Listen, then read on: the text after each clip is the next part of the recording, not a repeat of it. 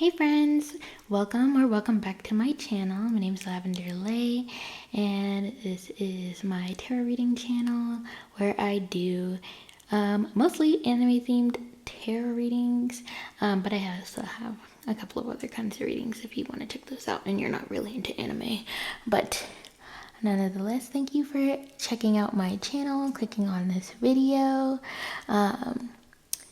and of course, you're here because you're interested in hearing all about your dream life.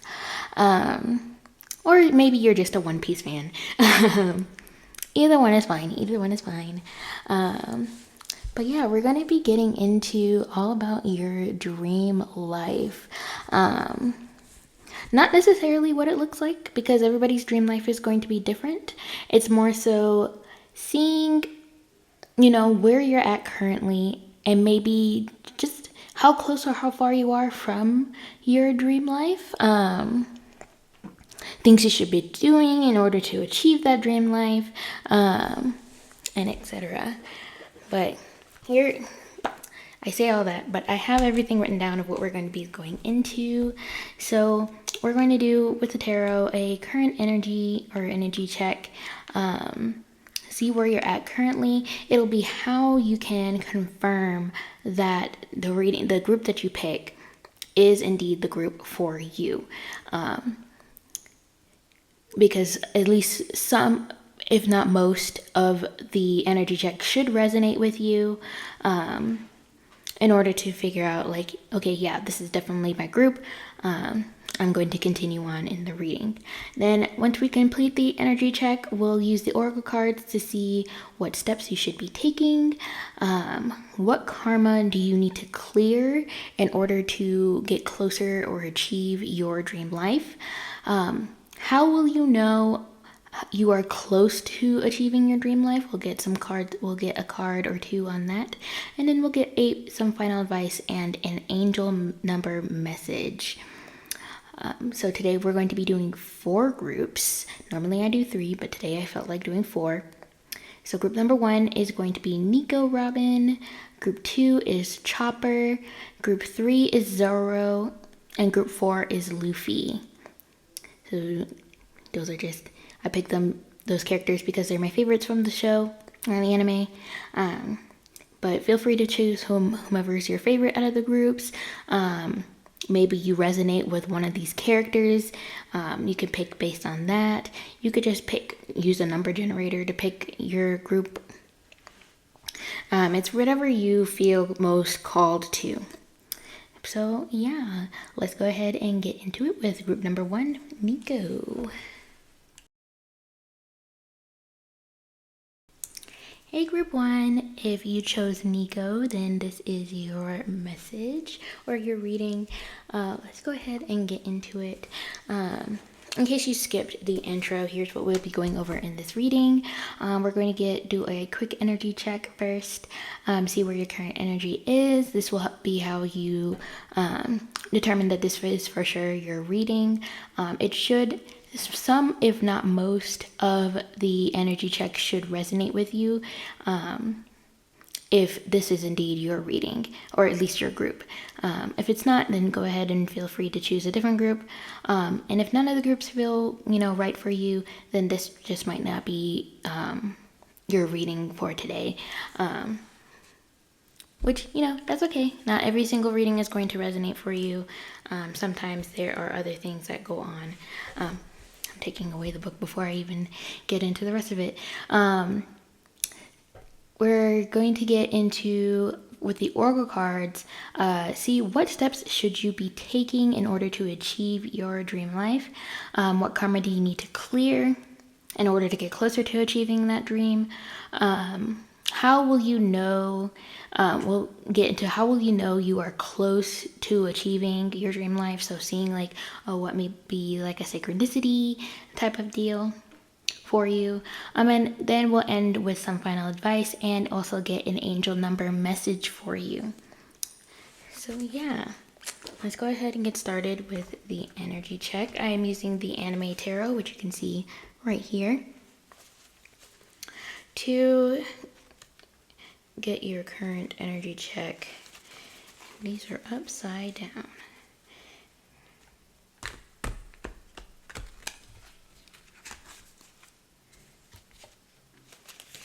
There we go. Alrighty.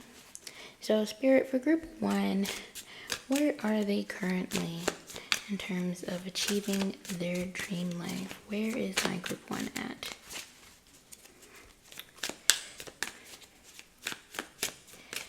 Where is group 1 at in terms of achieving their dream life? What's going on with them currently?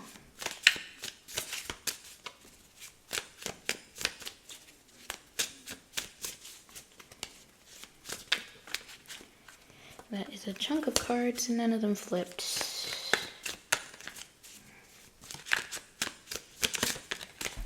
Ooh. Okay, we have 2 cards that fell out. Oh gosh. We've got the 10 of Swords and the Knight of Cups in reverse. Let's see. I'm thinking of doing 5 cards for you guys. 5. We need 3 more.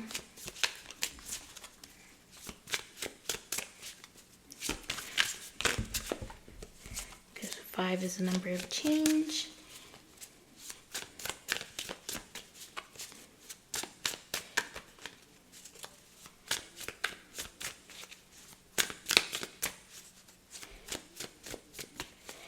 Where is my group 1 currently at in terms of achieving?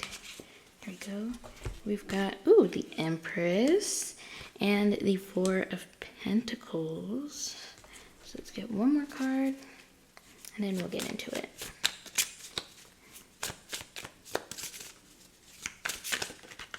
There we go. We've got the Hierophant in reverse. Alrighty. And the back of the deck is the 10 of Wands in reverse. There we go. 10 of Wands in reverse. Put that there. I truly feel like you guys just completed a cycle recently. Some sort of hardship, something that, you know, was really difficult to get through. But nonetheless, you persevered and you got through it. And now you're kind of like really in a space of embracing your femininity. And this is not necessarily like, don't take this as like gendered or anything like that.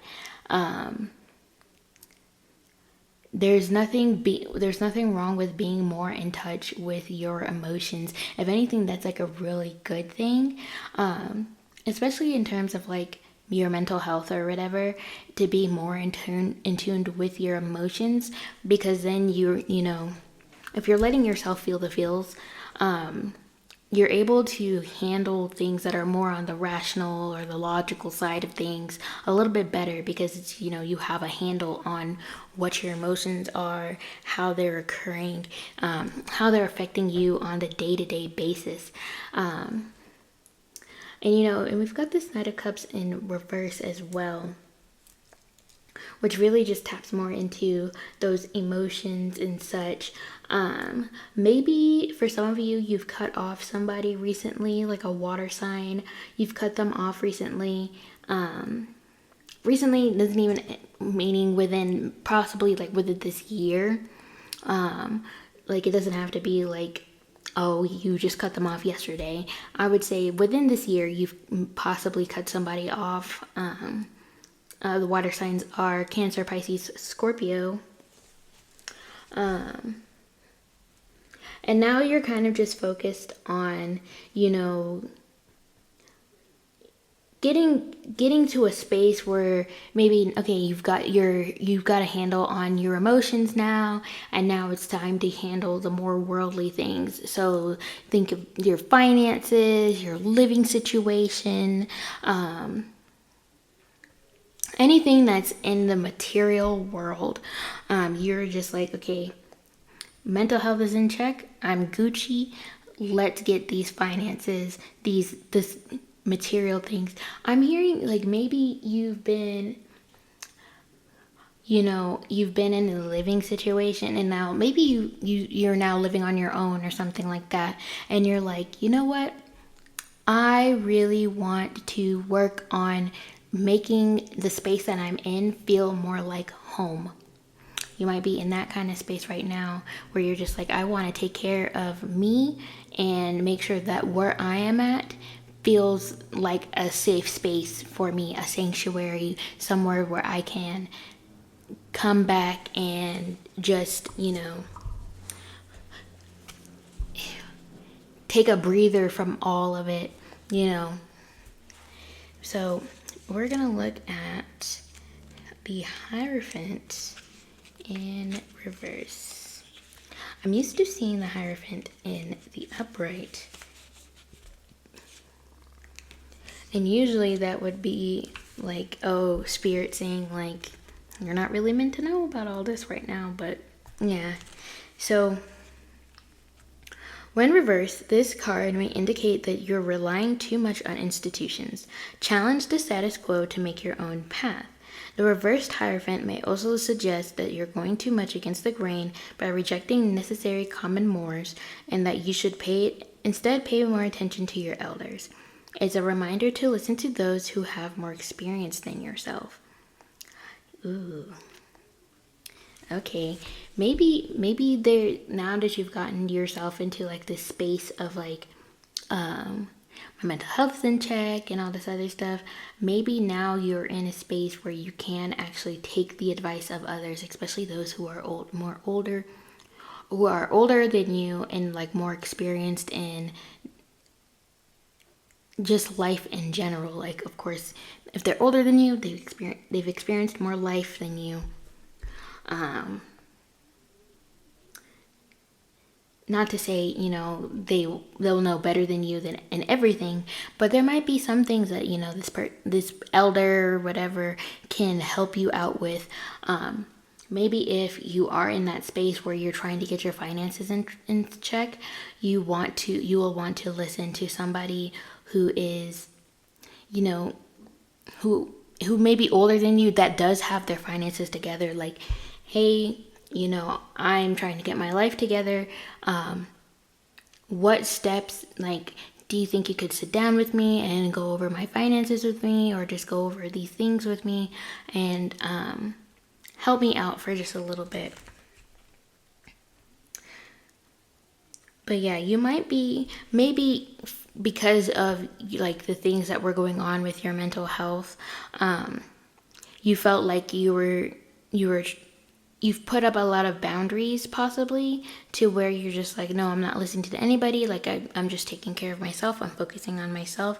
I don't want to hear anything from anybody except for, me and maybe your therapist, if you went and you got a therapist.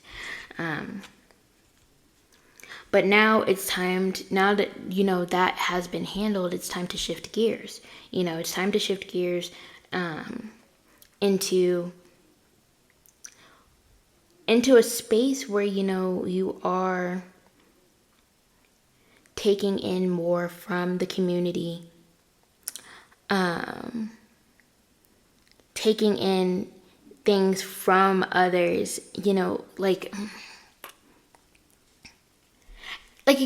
it could be as simple as something as like accepting help from a friend, to maybe you are connecting with a community leader, however that resonates for you, to see how you can, utilize the resources that are out there for your community. But let's look at that 10 of Wands in reverse, because that is kind of like the overall energy. And I feel like it's really good that it's in reverse, especially because, there is, well, actually, maybe,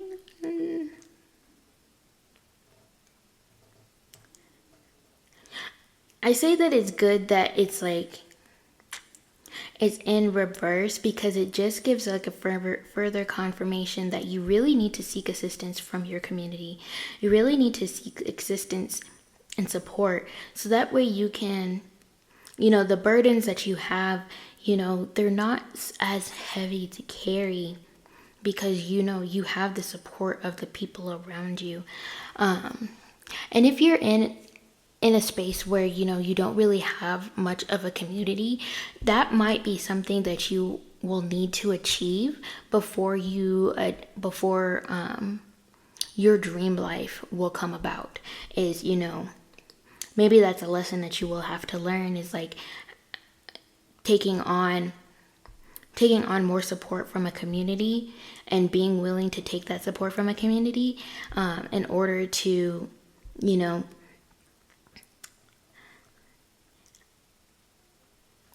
like, how can I word this? The lesson, oh my gosh, I have such bad ADHD right now. Taking on, like, learning that lesson of, utilizing your community in order to achieve your dream life, because it might be that in your dream life, that community is a part of it as well, and you can't achieve that dream life without the community. Like, you need to build that up first, and then you'll get that much closer to the dream life that you want. Whether you really think, whether like the dream life that you have in your mind right now includes includes that in like a community in your dream life, I don't think that really necessarily matters. This is kind of like maybe the path that spirit and the universe is pushing you towards. So let's go ahead and hitting the camera. Go ahead and get into the oracle cards and see what steps will you need to take, or should you be taking, in order to achieve your dream life. So Spirit, what steps should my group ones be taking? That is way too many.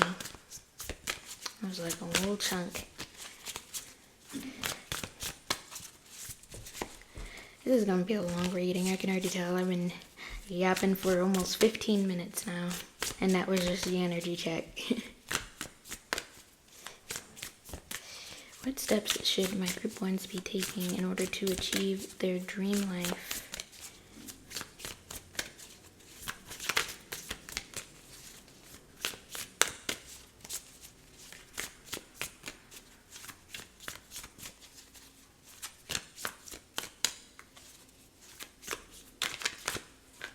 Alright.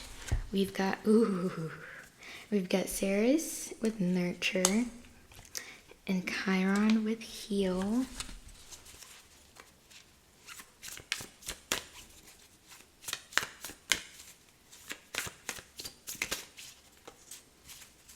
Get one more.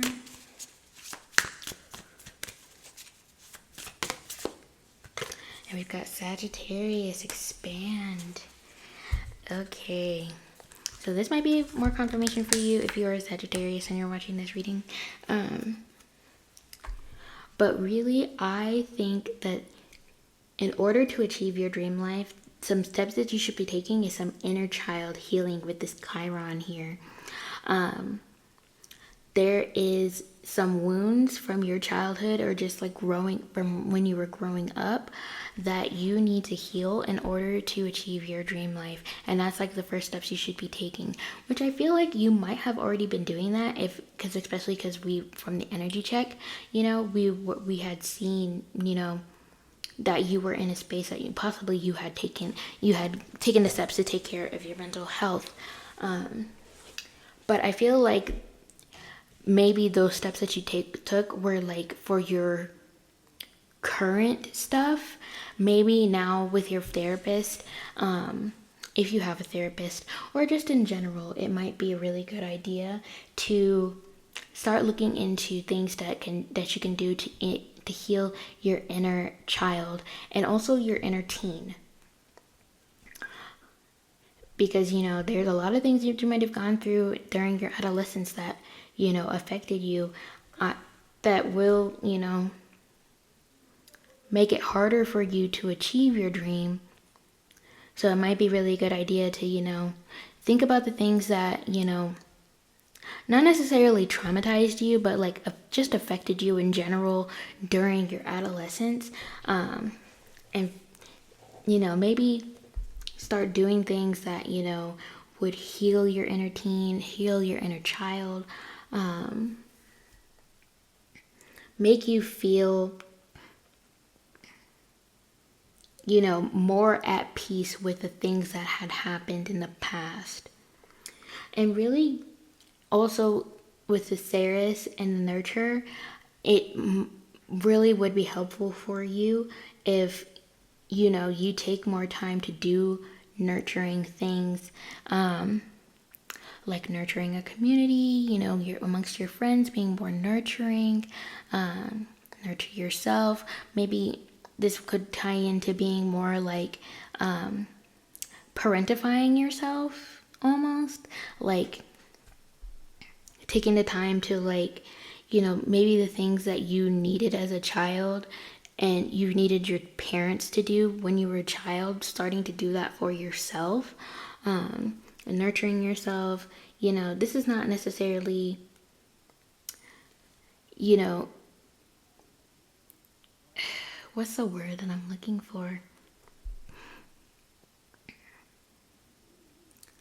Not necessarily like, if you make a mistake, beating yourself up for it. You know, maybe this is like more like taking the time to be like, all right, I've made a mistake. Let's go back through it. You know, it's okay that I made this mistake. Let's see how I can learn through this mistake. Like, what can I do next time to, you know, not necessarily not make a mistake again, but like, because that's how, mistakes is how we learn, but like maybe take a different approach that might be better for you. And then with Sagittarius, there might be some travel, you know, in your future, some maybe taking more time to like travel. Sagittarius is also the ninth, like in the ninth house, is technically, yeah, the ninth house. So maybe in order to, you know, achieve your dreams, there's some sort of higher education that you need to take, maybe something along with your spiritual beliefs or just your beliefs in general. But yeah, higher education, travel, and this is not like you taking a day trip to like an hour north of where you live. This is like long distance, so like taking a trip overseas, going from New York to Australia, something like that, like going like a far distance to a different, like experiencing a completely different culture of some shape or form. That might be something that you need to do to expand maybe the, like, your cultural horizons, like what you know in terms of the world abroad, like the world beyond the city, state, country, or whatever that you live in, depending on where you live, you know. So let's see, what karma do you need to clear in order to achieve your dream life? The way these karma cards work is that there will be a planet, a sign, and a house, and it will be divided into one side is actions, the other side is outcomes, and then it's further divided into spiritual, mental, and physical. So it will basically create 3 sentences on each side. Got the North Node. Ooh. That's actually, technically, that's really on par with like your dream life and such. So, because the North Node is technically what you should be achieving in this life, like the things that you should be going towards. We've got in Virgo, Maybe this reading is for me. My North Node is in Virgo. We'll see. If this comes out as the 5th house, then let's see. What karma does group 1 need to clear? Oh, we got the 12th house. Oops, sorry. Hitting the camera. All right, so the North Node in Virgo in the 12th house. So let's start with the actions. Spiritual action. Have faith in the serving of others, seeking oneness with all there is. Mental action. Do not worry about the details of philanthropy. And physical action. Now is the time to do what you must do and keep your involvement hidden. So let's see the outcomes. I'm already feeling like this is something to do with, we're coming back to like the community thing, like something that you need to do in terms of like a community. So spiritual outcome, there will be methods for the healing power of your faith. Mental outcome, success from the analyzing of hidden tendencies. And physical outcome, benefit resulting from the perfectionism of large institutions or overwhelming events. So I feel like there's really a lot of, maybe there is something in terms of like your community and your faith. Maybe you've been going through some sort of like spiritual awakening of some sort. Maybe you've been feeling more called to explore maybe a certain spirituality or religion. And maybe there's something for you there that you need to take part in, but not necessarily like at the forefront. Like maybe, for example, I'm just going to use Christianity as an example. You go to a specific church, right? And in order to help out the church, you're doing a little bit of the behind the scenes. Maybe you are, in your day-to-day life, you're an accountant, right? And so you are utilizing that skill in order to help the church with their finances and making sure that those are all in order. Something that's like behind the scenes, because nobody's really like, most churchgoers are not looking into what's going on with the church's finances. Not unless, the pastor, preacher, reverend, whomever is kind of like being, is saying like, hey, we're needing donations or tithes for these things. And that's about it when it comes to like the church's finances, right? So it's something more hidden, it's like a background thing. You're not really in the forefront of it. Like nobody's coming to you about like, except maybe like the pastor, preacher, whomever, about like, oh, how are the books looking for the church today? And they're just, a normal churchgoer. They're there on Sundays and possibly Wednesdays or something like that. Like, it's something like that's part of the community, that's helping the community that you're a part of, but it's like not, you're not the face of it is really what it is. Like that's not the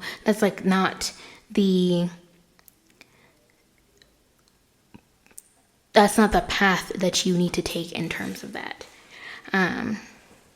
But yeah, that might be something that you need to like, especially because this is the North Node, that's like a path that you need to take. And by the way, karma is not necessarily good or bad. Karma is just karma. It's like something that you need. It's some sort of lesson that you need to learn for the benefit of you and your life. So there's some sort of like thing within the community. It could also be your health, because we got Virgo here, and Virgo is like the 6th house, which is about like your health. And 12th house tends to be about like, it could also be your mental health. Maybe there's some sort of, community group or whatever. Maybe you are helping out with a like a group therapy of some sort. Think kind of like a grief group. Not to say that you're an alcoholic, but like, you know, like alcohol, like AA, NA, those kinds of things, like where you are helping run that, and you're not necessarily the face of it, because, you know, those groups tend to be kind of hidden in a way. Like, you know, most of those groups, you know, when you enter it, it's like almost completely anonymous. Besides, like, you may tell the group like your first name or something like that, but besides that, these people don't really know much about you. But yeah, we're gonna move on and see how will you know that you are close to achieving your dream life. We're gonna get a Moonology card for it.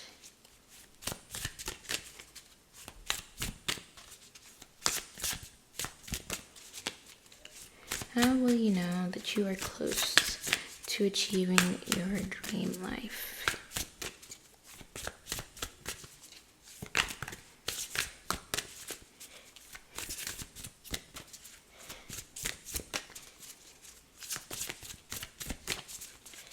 I've literally been rapping in this reading almost at 30 minutes. Yeah, this is going to be a really long reading. Possibly my longest, but that's okay. I haven't posted a reading in not a really long time. It's been a month. Ooh, here we go.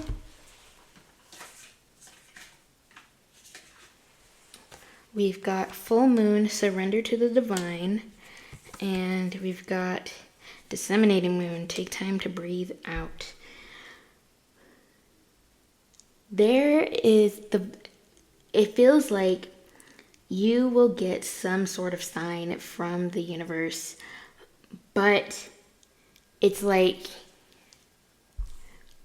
they don't want you to know right now. They don't want you to know how you will know.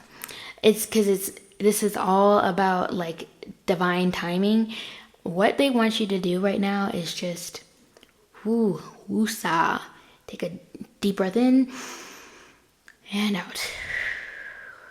That's all you need to do right now. You don't need to know when this is gonna happen. Just know that it is happening for you, and the universe and spirit has got you. Don't even worry about it. Surrender to the divine when it comes to when this is going to happen. I feel like it's going to, just because just based on the current energy and an energy check, you are already well on your way, but I feel like spirit doesn't want you to get caught up in the whole idea of like, my dream life is coming soon, it's gonna happen, like I got all this stuff together. It's kind of like, it's almost kind of like they want you to just be like, you know, you kind of like walk into it, and then you already are in it, and then you realize, like you're in it, and then you take like maybe you're on a vacation somewhere or something like that, and you're just like, and you're sitting there, maybe you're on a beach chair, like I'm picturing somebody on a beach chair, they can hear the waves and such.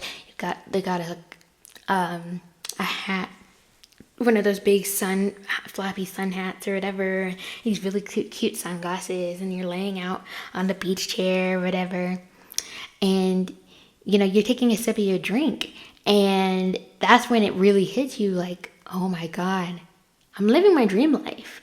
Like, that's like, I feel like that's how the universe is gonna kind of like orchestrate it for you to happen. It's like you're not gonna realize that you're in your dream life until you are already in it. Like, so there's not like a timeline or whatever for it, because, you know, by the time that you even realize that you've achieved your dream life, you are already in it. It's not like you're going to get like like, you know how when you play the lottery or whatever, and you play your tickets, and then you get like a big flashing whatever. I don't know how the lottery works really, but just imagine. But you know, you play the lottery, you look at your ticket, you're seeing the numbers go up on the screen on your TV or whatever, or on your phone, because I know you can check on your phone as well, and you see that, and you know, all your numbers line up for you to win the big lotto, right? It's not going to be like that where it's kind of just like, oh my God, I've won the lottery. And it's like, and it hits you smack in your face like that. It's kind of like, maybe you win the lottery and then, or no, not even the lottery. Maybe, you know, things just like fall into place when it comes to your life, you know, and that's when and then it's like when things are already like in place and like things have, and you've made certain things happen, and you kind of just like, you finally have a moment to rest. Like you finally have a moment to take time to breathe out. And that's when it'll be like, that's when it'll hit you like, oh my God, I'm living my dream life. That's what's going to happen. So that's how you will know that you are, it's not even like that you're close. Like that's how you know that you've achieved your dream life, is because you will have that epiphany moment. You'll have that aha moment of like, oh my God, I've achieved it. And there's not going to be like a specific sign that you are close to it. It's just going to happen, and then you're going to have that moment of like, oh my God, I've achieved it. So let's get some final advice. So Spirit, final advice for my group ones.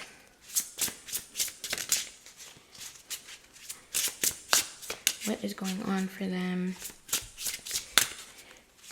in terms of this dream life? What final advice do you have for them?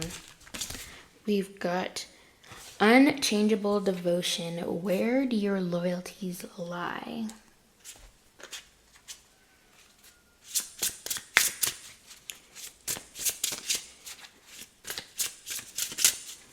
Oh my gosh, you know what I just realized? It's the guy from, the fish is the same guy from Finding Nemo. The fish with the scar. The one that a lot of people say hear me out about. Yeah. Anyways. Let's see. It fell on the floor. I saw this card earlier and I was like, oh well. When I was trying to like get my cards together, I did not imagine that this would come out, but we've got bottlenose dolphin, a good time, socialize and celebrate life. So yeah, maybe Spirit's final advice to you is figure out, where do your loyalties lie? Figure out, you know, and this is not just like in terms of like your relationships. Maybe this is like solidify what your beliefs are. You know, maybe start doing some more research on certain things. Figure out, like, do I truly believe in this, like, wholeheartedly? Is this something that I want to stand by, 10 toes down, stand on business, you know? Once you figure that out, you know, start, like, that's what Spirit is asking you kind of like to do, is to get that sorted out, figured out. Like, where are you going to stand on business? And do you feel confident standing on business about it? And then also socialize and celebrate life. Maybe you've been in a space where you've been in like real hermit mode. You ain't seen nobody. You ain't been out your house. You just been hunkered down. Not seeing nobody. Not doing nothing. Spirit is asking you, please go out and socialize and celebrate life. I know at the time that I'm filming this, that's a little hard to do, because especially for those of us in the U.S., things are a little bit up in the air, and just kind of like, well, not really up in the air, but like things are a little iffy right now. But yeah, take some time, socialize, celebrate life, celebrate your life. You know, the fact that you are still here, breathing, waking up every single day, and getting through the things that you need to get through. Take that time to really, you know, to celebrate that, because that is a gift. And finally, let's get a angel number message. Ooh, we've got 2. We've got master number 44. I am supported. Spirit is really trying to get through to your head, like, hey, you got support around you. You need to lean in on that community. But your angels are encouraging you to continue on your present life path with diligence and determination, and even greater success will come in the future. And then we've got number 14, I am practical. You are open-minded and always up to try something new, yet you are wise enough to stop and think before you jump into things. This pragmatic approach helps ensure your time, attention, and efforts are meaningful. So the number 4 might be really like something that you might be seeing regularly. It might be something that's affecting you. You might be a life path number 4. You could also be a life path number 5 because 14 goes down to 5. You could be life path number 8 because 4 and 4 go down to 8. So yeah. Check out those life path numbers if you want to look that up on Google or something. There might be an extra message for you there. But yeah, that's all that I have for you guys. Thank you guys so much for tuning into this reading and sticking around for this long, because this is almost a 40-minute reading. Thank you for trusting me to read your cards. If you like this video or you enjoyed the reading, please give the video a thumbs up. Comment down below. Tell me what you're excited about. Tell me about the dream life that you want to live. I would love to hear about that. If you haven't subscribed to my channel, please hit the subscribe button. It really helps me out, and would love for you to be part of my little community here on YouTube. If you would like a personal reading, the link to my Etsy shop is down below in the description box. And yeah, I think that's it. Thank you guys so much for being in this space with me again, and I'll see you in the next one. Bye.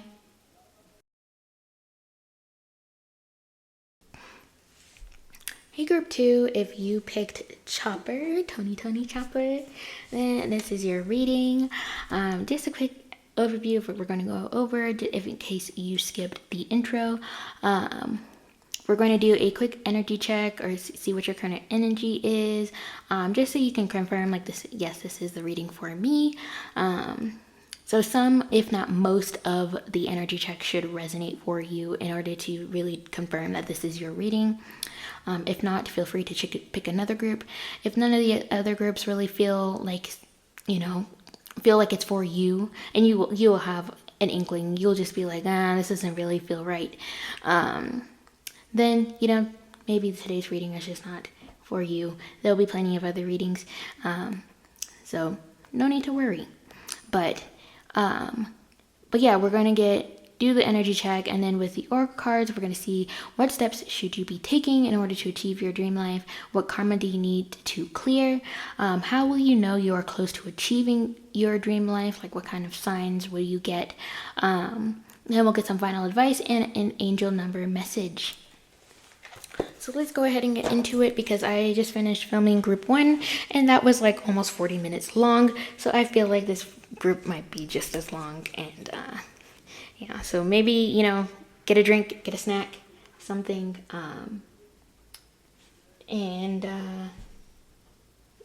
Yeah, let's get into it.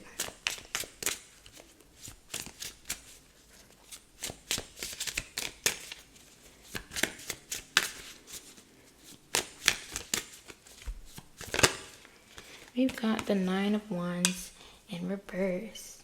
Oh, love that for you guys. No anxiety. Real confident.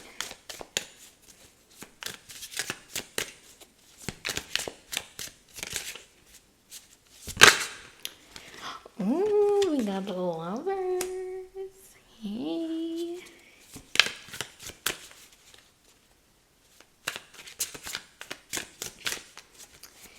What is the current energy for my group 2s? Ooh, okay. We've got the Ace of Cups. Oops, sorry. In reverse. We've got the 7 of Pentacles.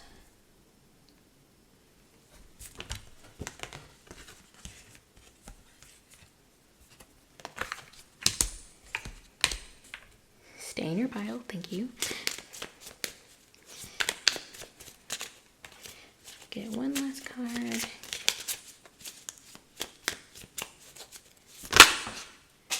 Ooh, okay, we've got the Emperor in reverse.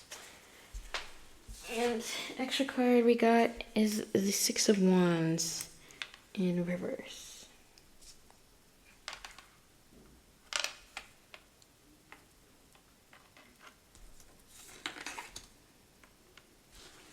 Back of the deck is the Fool in reverse. Are you guys scared of taking a leap of faith right now for something?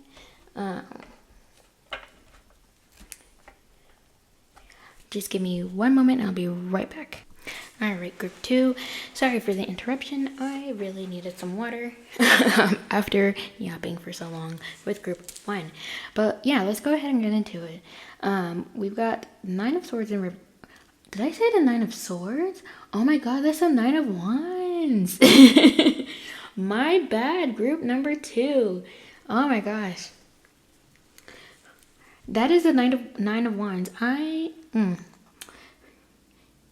Maybe I just got so excited about thinking it was a 9 of Swords. Anyways, it's the 9 of Wands, the Lovers, the Ace of Cups in reverse, the 7 of Pentacles, the Emperor in reverse, and the 6 of Wands, which is an extra card technically because I was only trying to pull about 5 cards, so 6 cards coming out.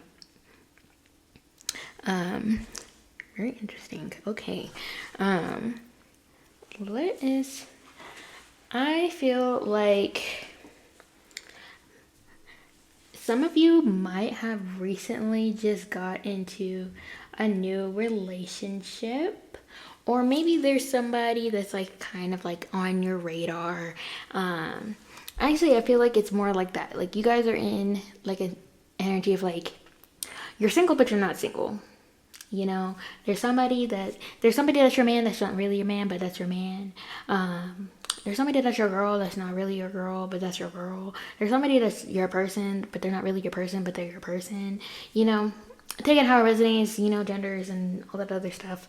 Gender is a construct. But, you know, I feel like you're in a space, you know, you've got somebody that's, you know, kind of interested in, like, you kind of like, you're wanting to see where things are going, but maybe, you know, it's kind of like just in a flirtation almost. Like you guys haven't taken that next step of really just being like, maybe being in a space of like, oh, okay, yeah, I really like this person, like I really like you, I want to see where things are going. Maybe you're kind of just in a space of like, we're just flirting on the TL kind of, or we're not really, you know, I haven't really shot my shot yet, but you know, they know what it is. But it's kind of like that. I feel like maybe you are in a space where you're kind of like a little bit afraid to take that leap of faith of being like, hey, you know, like, I kind of like you. Like, I just want to, like, see where things are kind of going. Like, do you want to maybe talk for a little bit, get to know each other a little bit better? That kind of deal. Like, you're a little bit scared to do that because it's just like you guys have just only been really flirting on the TL. So you don't really know if this person's, like, interested, or if they're just, like, you know, flirting for flirting's sake, you know, because there's some people that just, you know, they're just natural flirts out there, and you don't know if that person is that person. So you haven't really offered these cups of feelings or whatever. You haven't really taken this leap of faith. You might be a little bit scared to do so. But there's other things, but you know, I feel like at the same time, you're not really too worried about it because you've got, you know, you got other things growing at the moment as well. You kind of just like want to add this on, possibly. It's like you're not even really, you're kind of like dilly dallying. You're dabbling in the idea, the concepts of of possibly maybe considering shooting your shot at this person. It's really like in that kind of energy where it's like, and if it's, this doesn't have anything to do with a person. Take it as like, maybe you've had an idea in your head, right? And you've been kind of flirting with the idea. You've been kind of like, oh, it would kind of be nice if I could be able to do this. For example, if you were, say, for example, like me, I have been contemplating on streaming. I'm a video gamer. I love playing video games. Currently playing Genshin Impact. Like, my life depends upon it. Probably the reason why I haven't been able to upload a reading in a very long time. That's neither here nor there. But yeah, it's like I have been toying with the idea of streaming or whatever. But the kind of things that have kind of stopped me is, one, I am currently overseas, living overseas at the moment. I don't necessarily have the space to stream or whatever, because I have in my head, I have the idea that I kind of like of what I kind of want when it comes to the streaming and things, and like what I want things to look like. I want like the whole setup and all that other stuff, and those kinds of things, they cost money. They cost a lot of money. So I've just been like really just toying with the idea. I've thrown it out. I've tweeted about it. Been putting it kind of out there that I'm kind of interested in doing it, but I haven't really taken. I do have a Twitch channel because I do follow other streamers and stuff, because I do have friends who are streamers, and I like to watch their streams once in a while when I remember, or if I'm awake, because I'm overseas. So if I'm awake, I will hop into their stream or whatever. LOL or hashtag lurker status. But yeah, it's kind of like that idea where it's like you've been dalliancing with the idea of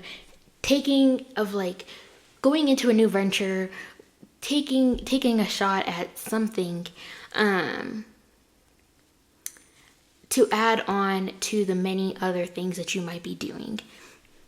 And I feel like that's the current energy that you're in. You really just feel like you want to do it, but at the same time, it's kind of just like, well, I've already got all these other things. I don't know if I really want to do this. I don't know if it's really going to result in anything. So you kind of just keep toying with the idea of it, and it's but not really taking any real action when it comes to it. Because with this Emperor in reverse, I feel like if it was in the upright, you would kind of be more in of an energy of, all right, I'm gonna plan this out. Emperor is like real Capricorn energy. I'm gonna be a big boss man about this. I'm gonna start an LLC. I'm gonna start all these things. We're gonna get this up and running. I already got the channel name and everything. We're gonna plot this out. I've got ideas. I've got in my notes app like all these things I listed out of what I want to do. Or it's kind of like, or if it's a person in your life, you already have an idea of how you're going to shoot your shot. Or if you've already been like kind of flirting with this person or whatever, and you kind of gotten to know them and whatever, you are already plotting in your head like, yeah, I'm going to ask this person out, and I'm going to do it in such and such way. I'm going to get them flowers. We're going to have like balloons. We're going to go on this date, and it's going to be great. And then at the end of the date, I'm going to ask them out, and it's going to be fun, and it's going to be romantic and all these other things. Like, that is how I see, that is how I really see the Emperor upright as. It's kind of like that take charge type of deal, just so you can get more of a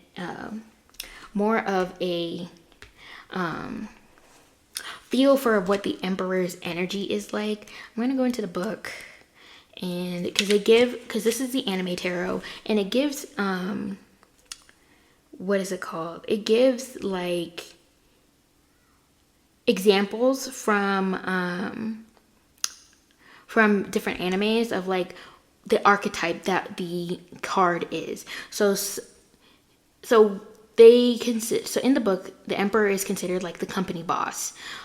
So think from Full Metal Alchemist, Roy Mustang, One Piece, Zeph, Agretsuko, Mr. Ton, My Hero Academia, Nezu, Attack on Titan, Levi Ackerman, and then from Dragon Ball, Great Demon King Piccolo. So think of those characters, you know, how they lead, how they take charge or whatever. I'm going to nix Agretsuko a little bit though, because Mr. Ton is he's a little aggressive, and he's a little over demand. He's that boss that you really just kind of hate. So at least in my eyes, that's how I take him. But I'm also gonna look at the Fool. So when reversed, this card tells you to pause and reconsider your decisions. Yes, intuition and idealism are great, but it's important not to ignore common sense. Things aren't always as they seem, so think ahead and look before you leap. Lastly, if you're surrounded by signs telling you to go, go, go, but you're still hesitating, this card reversed tells you to stop hemming and hawing and go all in. So yeah, there you go. This is your sign to, you know, whatever you have been feeling like, oh, I want to do this, or I want to shoot my shot at this person. Do it. Do it. That's what this card is here for. That's like the overall energy. That's the energy that you need to be taking right now. So yeah, that is the current energy. So if that resonated, let's go ahead and get into the next part. What steps should you be taking? Let's see.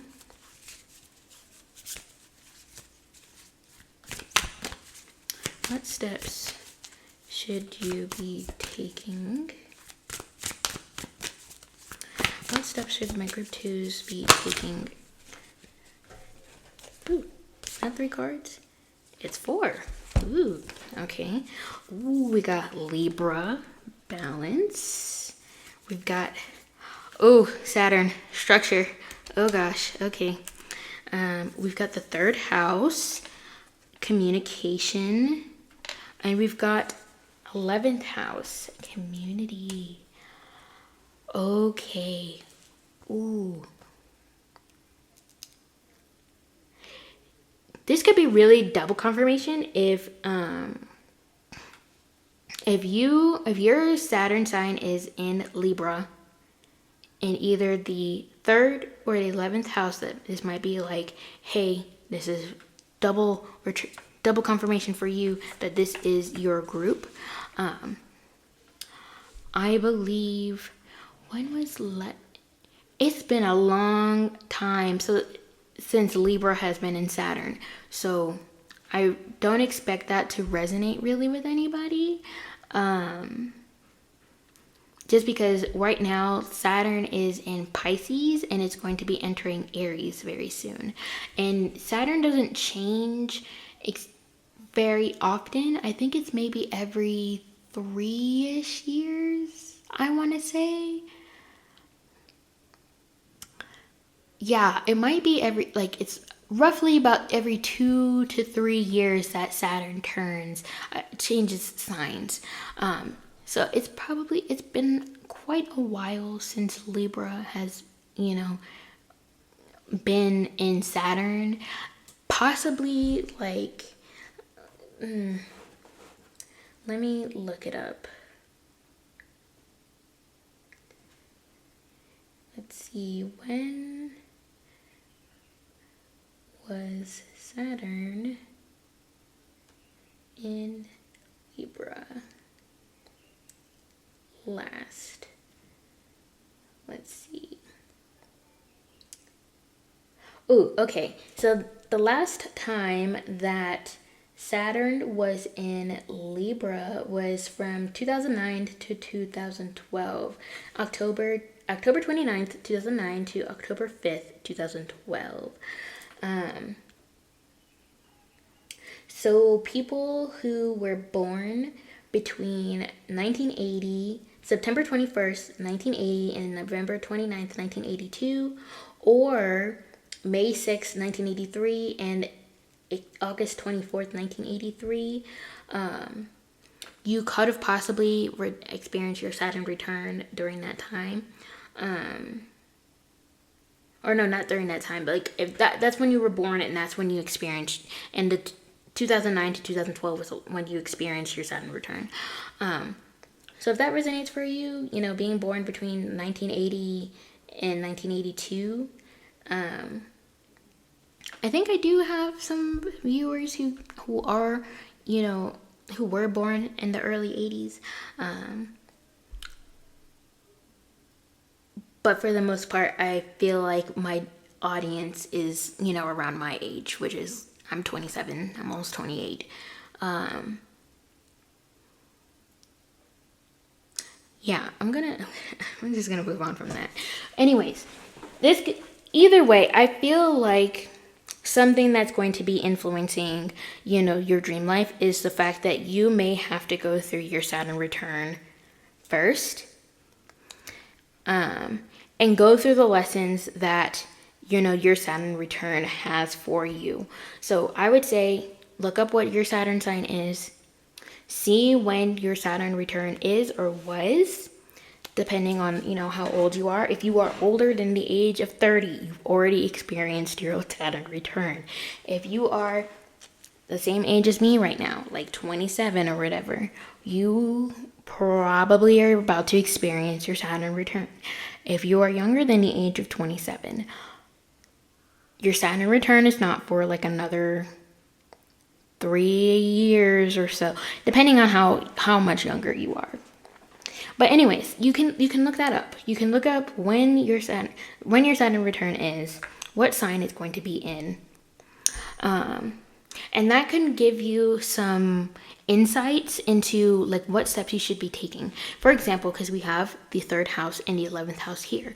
If your Saturn return is going through, if you have your Saturn return in the 3rd house, for example, things are going to be, so like the themes around your Saturn return is going to be maybe things in the way that you communicate, either verbally or in written communication.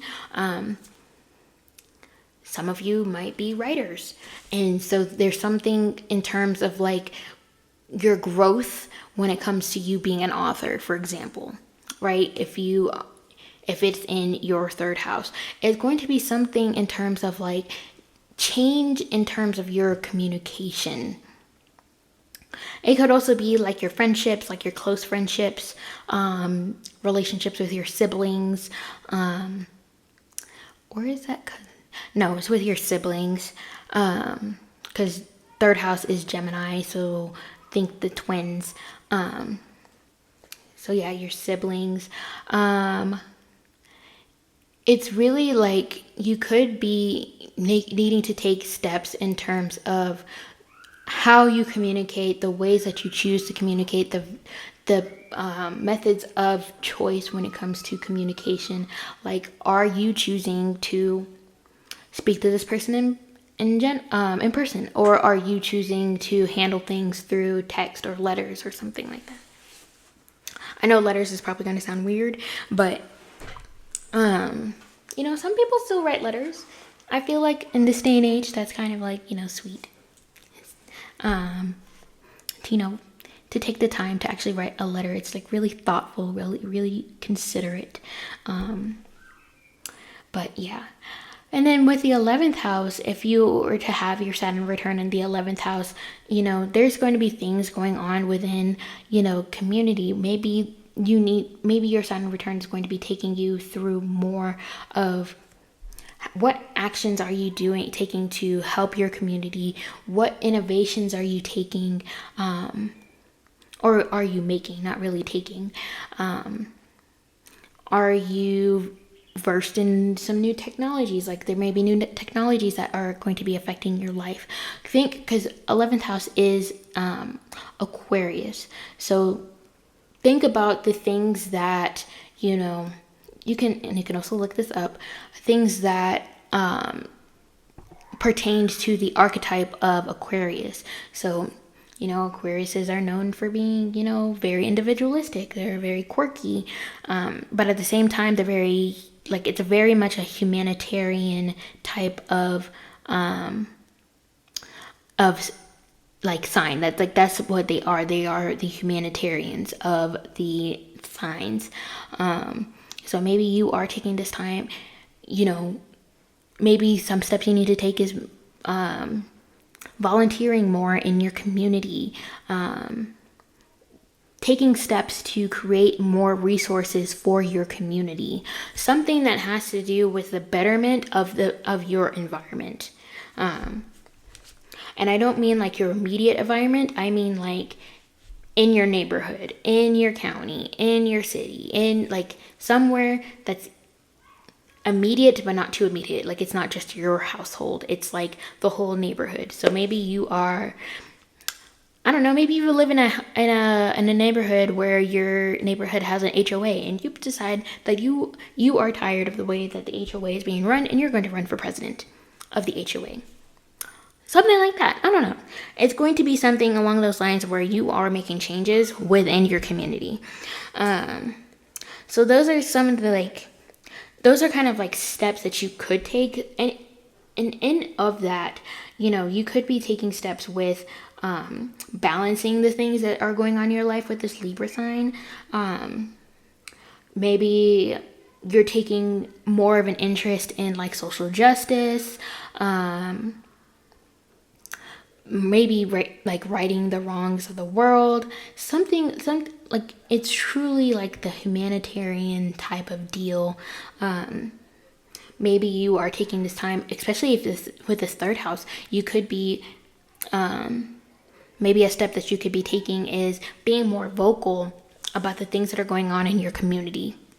That's some sort of step that you need to be taking. Which feels that really feels all different from, the current energy. Because I feel like maybe your current energy is that you're maybe scared to do some of these things. You've thought about doing these things and you haven't really just taken that leap of faith, or you've just been kind of like sitting there like, oh, you'll write down ideas or whatever, but you're not really taking action on any of those ideas. And maybe those are that's the steps you need to be taking in order to achieve your dream life, is taking these steps, taking action on these ideas that you've come up with. So let us go ahead and get into the karma that you need to clear. So the way these karma cards work is that there are 3 separate decks technically, planets, signs, and houses, and it's going to create 3 sentences on each side of the card. One set of 3 is for actions, and the other set is for outcomes.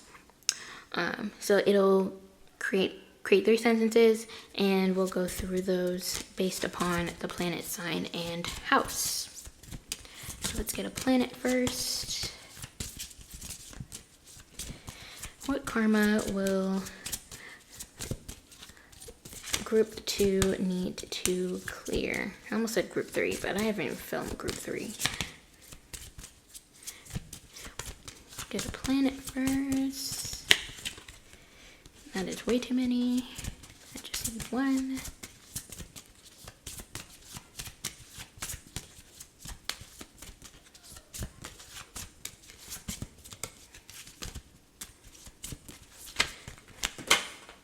Okay, that's 2, so I'm not going to take that. I did see Mercury, however, so got a glimpse of it. Let's see what this is. It's Mercury. So yeah, we got Mercury. Let's get a sign.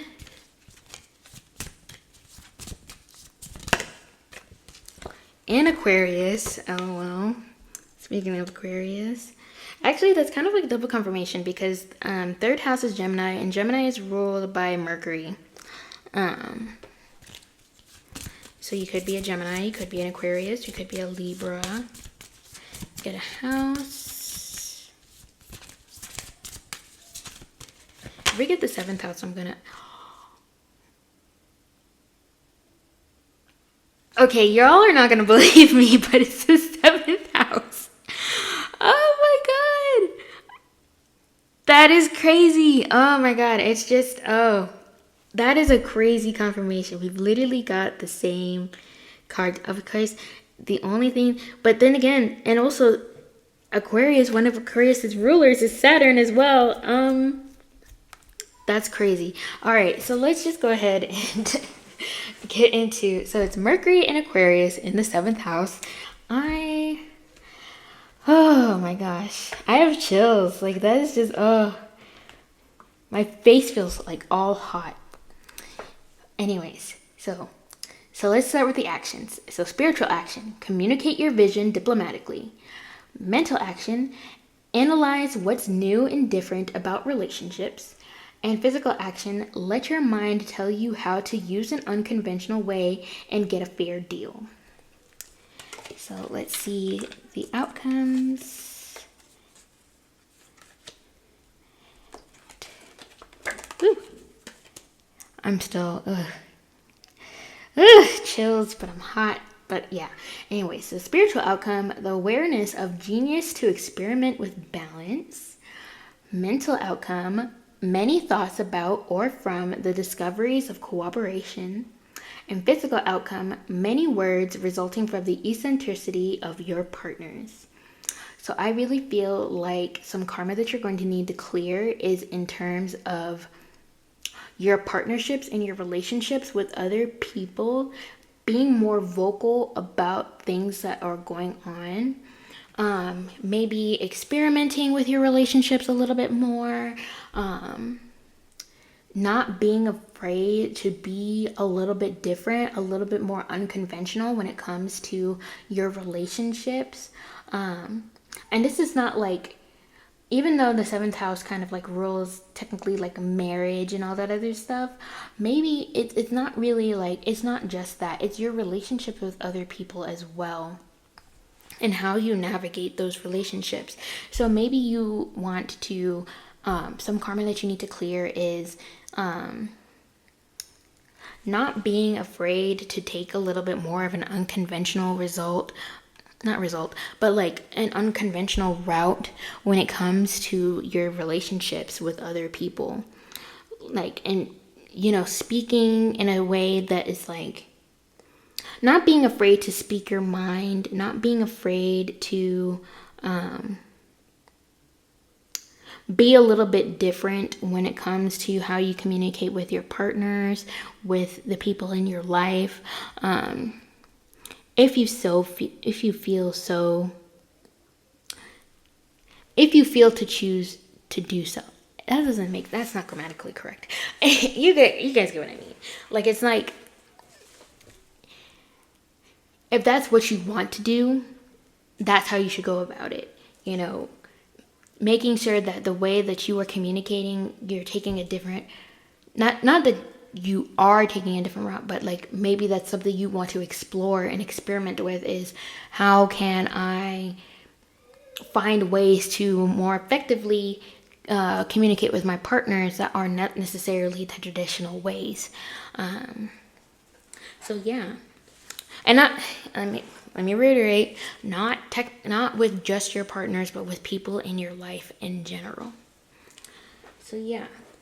So let's get into, how will you know that you are close to achieving your dream life? Ooh. I'm not going to take those because they didn't flip. How will group 2 know that they are close to achieving their dream life? How will group 2 know? We've got new moon in Scorpio. Work through your fears.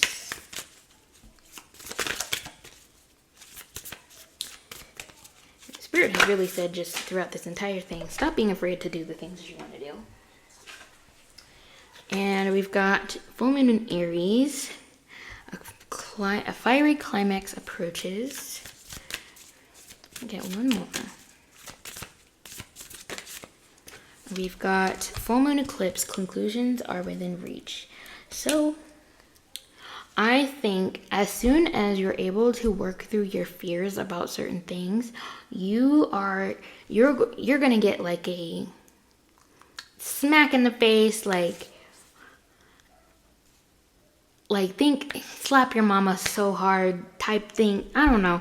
Like once you work through those fears, you're going to get such like a hit in the face of like, hey, here's your opportunity for your dream life. There you go. You worked through your fears. Now you can just here's your dream life all set up for you. All you got to do is sign up now. Like that's like, I feel like it's going to be like the universe handing it over to you on a silver platter. Like, congratulations, you done the work. We appreciate you doing that work. Here is your reward. It's your dream life. And I feel like it's not going to, like, once those fears are worked through, it's like real quick. It's super quick.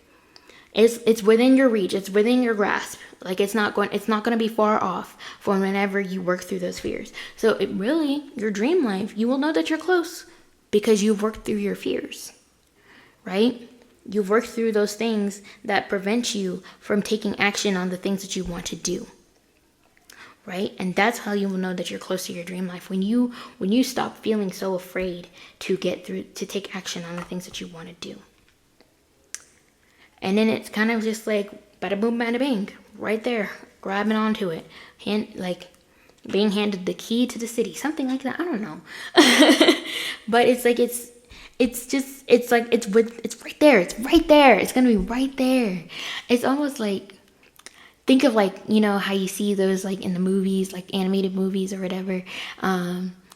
You'll see somebody traveling, and in order to get the donkey to move forward, they got the carrot dangling in front of the donkey. That's kind of like the universe right now is like, hey, your dream life's right here. You got to keep moving. You got to keep moving in order to get this dream life. And, you know, once you get to the end of that journey, you finally get rewarded with that carrot, you know, whatever that carrot is for you, whatever that dream life is for you.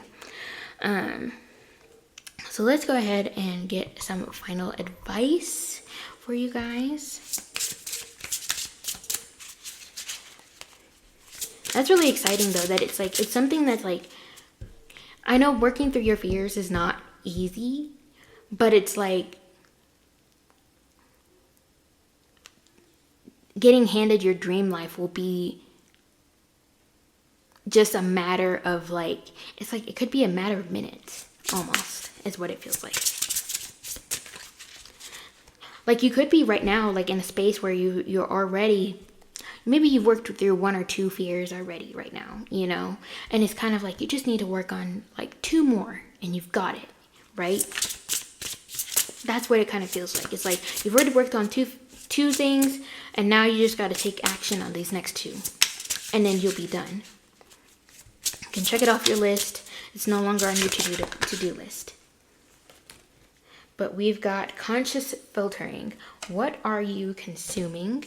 And we've got be gentle. Take steps back if needed. Okay, one more.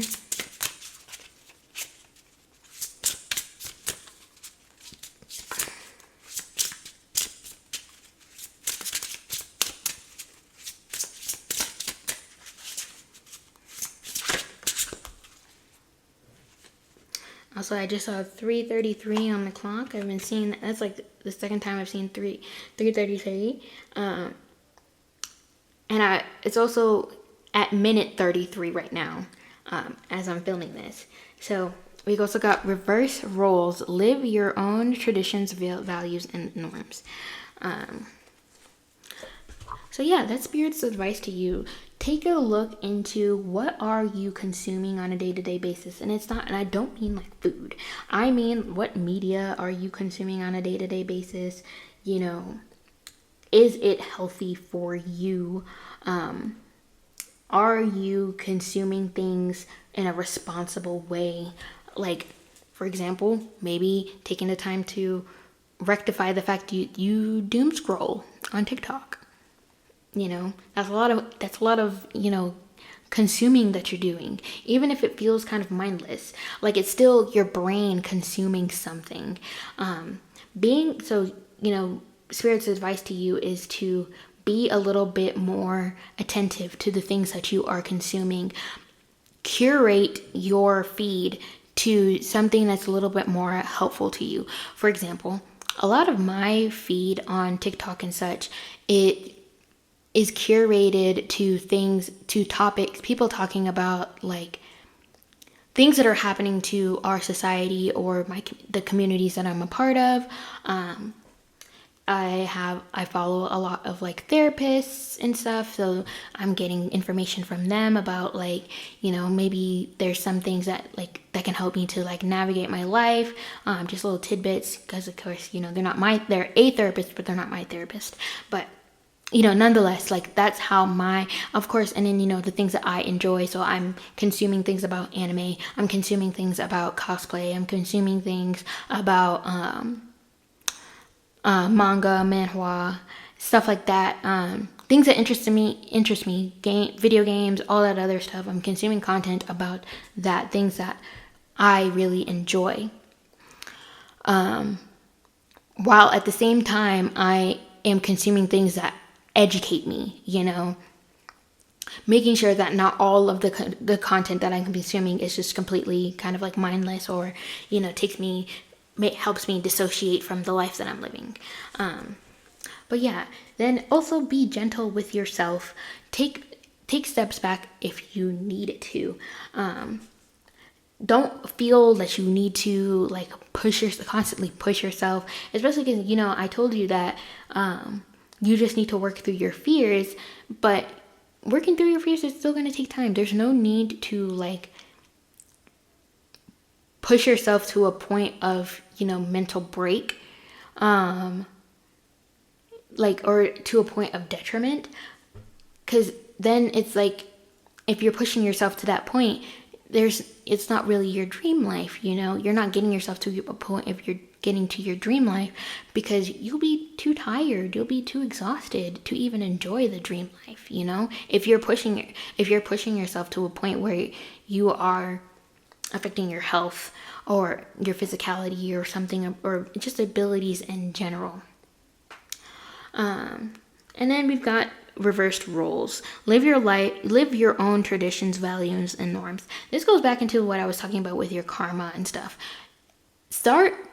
You don't have to live your life based upon what society says is normal and okay, and this is how things are supposed to go. If there's something that you want to like implement within your family life, or within your personal life, within your personal relationships, if there's something, a certain way that you want to live that way. Don't care about how other people, view that. Of course, within reason. Let's not do anything illegal. But if it's like, for example, if you are polyamorous, right? And you are in a community where, monogamy is the only thing. That's the only thing that's around you. You live in a small town. Nobody else around you is polyamorous. It's just, but you are. And that's how you want to live your life. You want to live, in your little polycule. You want to live life with your little polycule, however small or big it is. If that's what you want to do, go out there and achieve it. You don't have to stay where you're at. There's ways, you can figure out ways to live the life that you want to live, And don't be afraid to do so. If you want to have that polycule, maybe move to a place where, polyamory is a little bit more accepted. Or you see more of a population of people who are polyamorous. That way, the polyamory becomes is seen more as a normal thing, and you don't feel so out of place, because you only feel out of place because you're just not in the place for you. So yeah, let's finish out with an angel number message.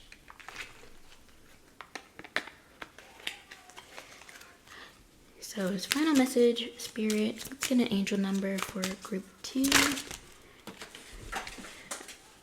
All right. I've got how many cards? Okay, only one of them flipped up, so I'm going to take that one. We've got number 20, I am harmonious. You relate to others on an almost cosmic level. You are dedicated to building harmonious relationships of all kinds. You have the ability to persuade others to your point of view by using gentle means. There we go again with the relationships and stuff. If there's a certain way that you want to live, you know, you are dedicated to having that harmonious relationship, and it's of all kinds. It doesn't matter what kind of relationship that you do want, but of course you want to do this within gentle means. But yeah, so number 20, you could be also a life path number 2, that could be relevant for you. But yeah, that's all that I have for you guys. Thank you guys for tuning into this reading and trusting me to read your cards. I really appreciate that you wanted to be in this space with me. If you like this video, please or it resonated for you, please give it a big thumbs up. Comment down below. Tell me what your dream life is like. Like, what kind of dream life do you envision for yourself? What is the life that you want to live? What would be your ideal? I would love to hear that down below. Also, feel free to give me ideas for other future videos, like what you want to see.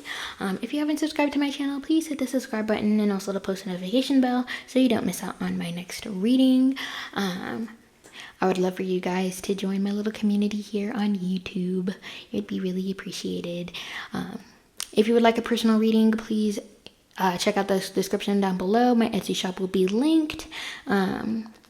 I offer a variety of personal readings, and if there's something that you don't, if there's a kind of reading that you're wanting, but it's not like offered in my Etsy shop or whatever, feel free to DM me DM me on Instagram. My Instagram will be linked down below, and I can set that up with you. But yeah, I think that's it. Also, feel free to follow me on Instagram.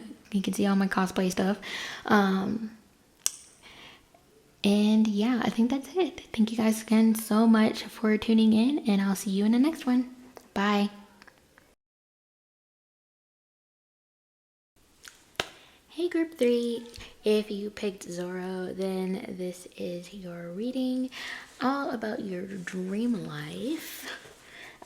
If you skipped the intro, then here's what we're going to be getting into. We're going to do a quick energy check, see where your current energy is. This should be confirmation that you are indeed getting the correct reading or the right reading for yourself. So yeah, we'll check the energy. It should, some, if not most, of the energy check should resonate with you. And that will be your confirmation. Then we will use the oracle cards to see what steps should you be taking in order to get towards your dream life. What karma do you need to clear in order to obtain your dream life? How will you know you are close to achieving your dream life? And then we'll end it out with some final advice and also get an angel number message for you. So let's go ahead and get into it, because these readings have been long, just like this anime that the reading is themed after. I think both group 1 and group 2 have been like 40 minutes long, essentially. So if you have that time, maybe get a snack, get a drink, something, because this is going to be, it's probably going to be long too. But let's go ahead and get an energy check. Spirit, what is the current energy of group 3? Group 3, current energy. A whole chunk of cards just flew out and I caught them with my thighs. Ooh. Current energy for group 3.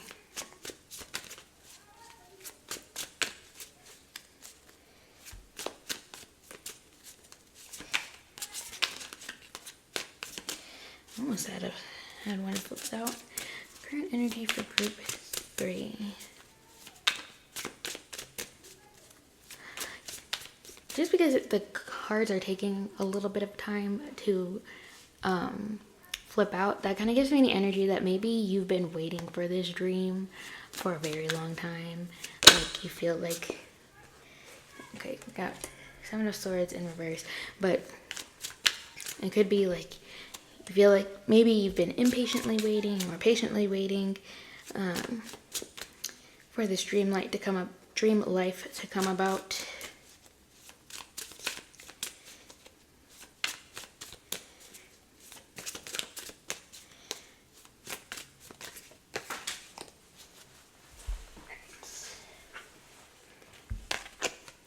We've got the Ace of Wands and the 6 of Wands in reverse.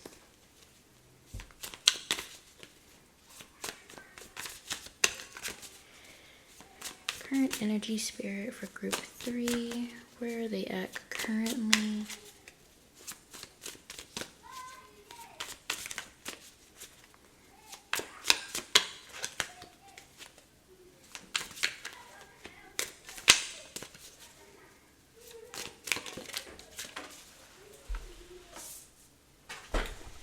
We've got the Hanged Man in reverse.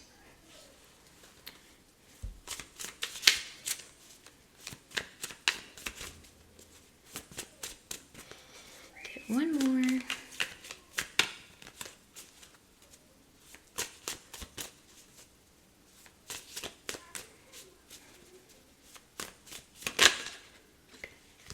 And the Ace of Cups. Alrighty. The back of the deck is the Wheel of Fortune in reverse.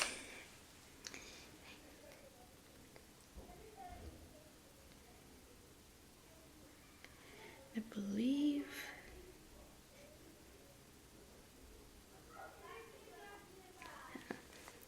But yeah. I don't know. I was trying to see what signs were on there, but I can't really tell. I know that the bottom sign is Aquarius. I think the Wheel of Fortune represents the fixed signs. I would have to check the Rider-Waite Tarot. If I could, do I have it? Yeah. Let's see if I can find a Wheel of Fortune in here really quick. Where are you at, Wheel of Fortune?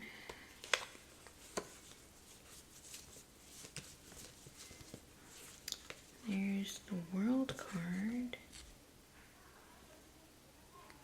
No, it's the World card that has the fixed signs, I think.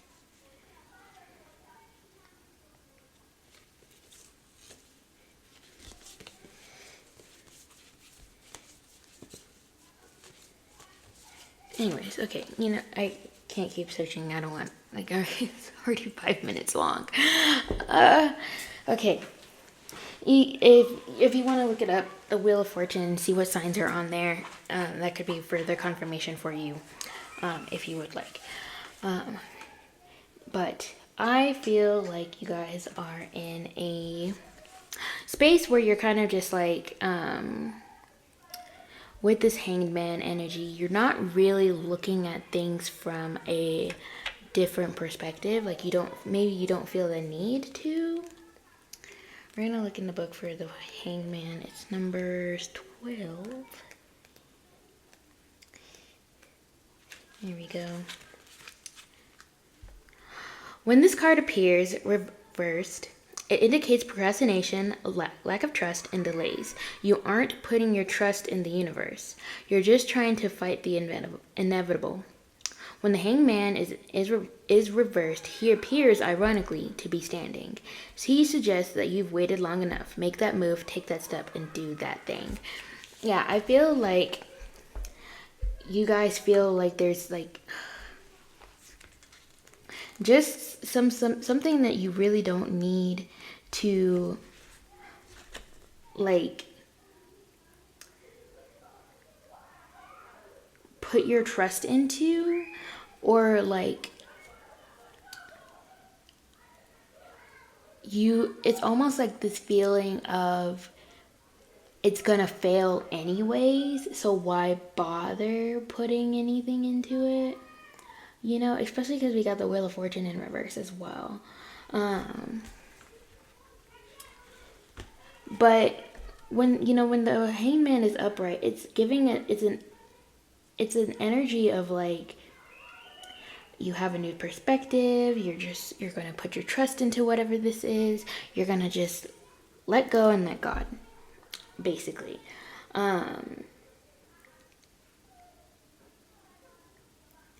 And it's kind of just like, I feel like also with this Ace of Wands, I feel like you've come across something where you have a new passion about something, but you don't want, like, you want to get into something new, but you have a fear of like actually doing the thing.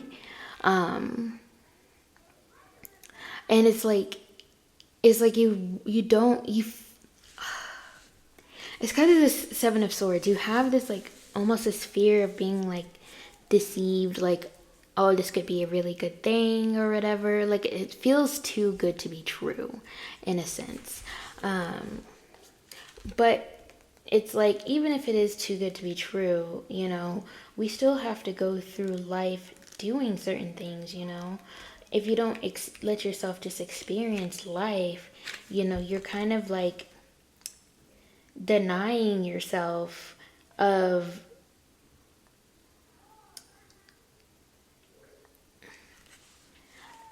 like a true happiness almost. Like,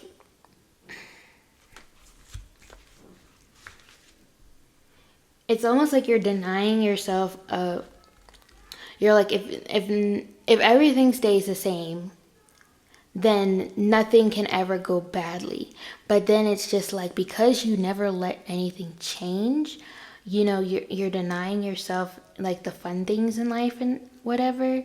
You don't put anything, like, you're not going to, like with the Six of Wands in reverse, you're not going to experience any sort of victories. Like, you at this, like, yeah, you don't experience anything bad, but you're not experiencing anything good either.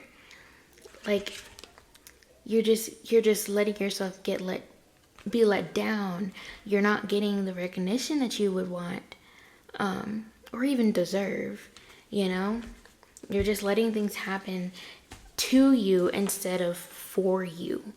And I don't think that's really fair for yourself, you know. Of course, in life, we all go through a whole bunch of ups and downs. And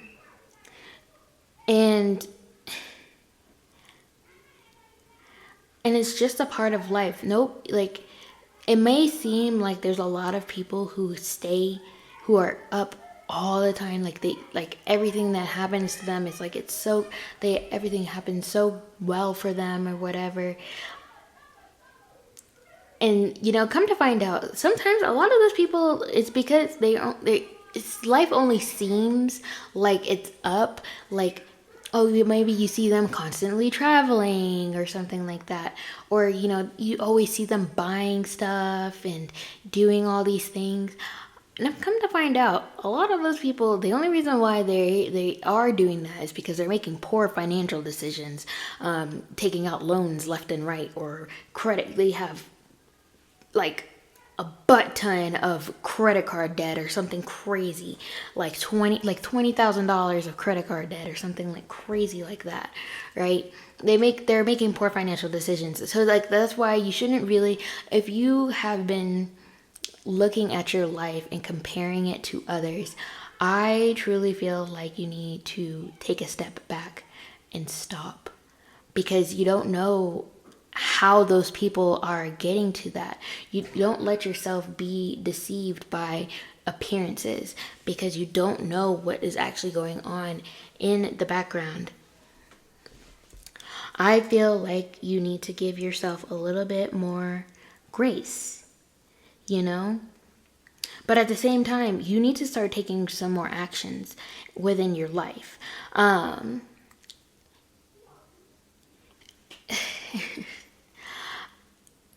It's just,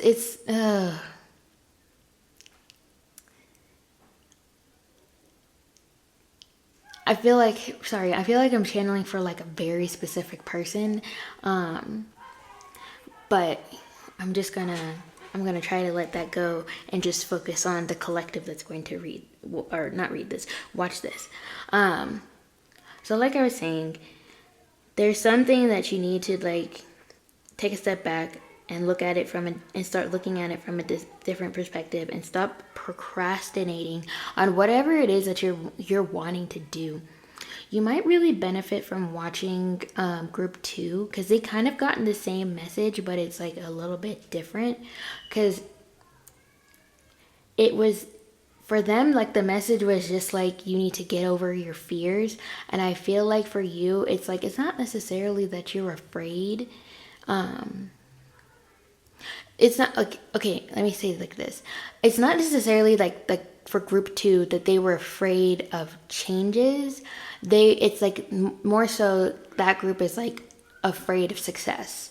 I feel like you guys are just afraid of change in general, because you don't know, like it's not predictable. You don't know if you make this decision that, you know, it's going to lead to something good. But at the same time, it's like you got to remember that indecision is still a decision. Because it's you deciding to stay stagnant. It's you deciding to let things just happen to you instead of for you, like I said before. So you might want to, you know, look into that, just a little bit into that. Figure out why it is that you've gotten into this energy where you think you can't just like,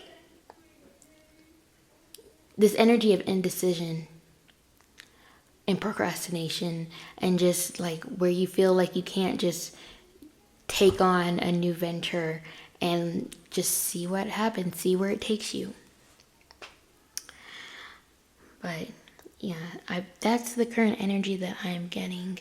I'm gonna go ahead and, just because I feel like I still feel like I'm channeling a specific person. I'm going to move on to the Oracle cards and see what steps should you be taking to achieve your dream life. Spirit, what should group 3 be doing? What steps should they be taking to achieve their dream life?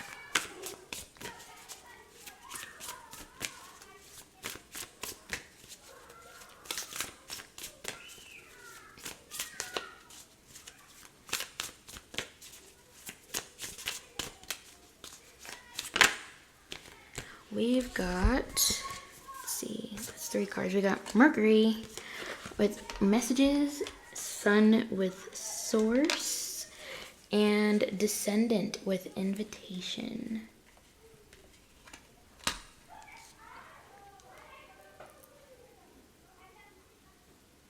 I feel like there's a message that you have to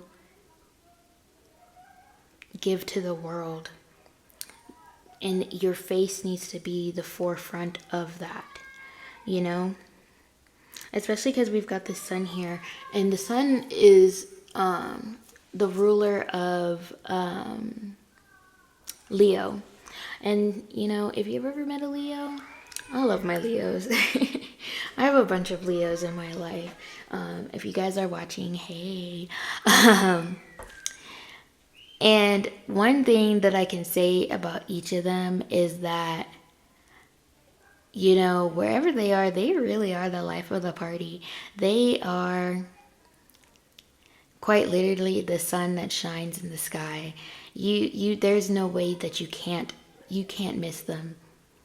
There's no way that you can't, like, you're not gonna not notice them. And I feel like that's like a step that you need to start taking, is like, start being the main character in your story. You've let yourself be a side character for way too long. You have a message to give to the world. You have there's something that you are supposed to be providing to this world. And it's about time that you know, take a step forward and let yourself shine.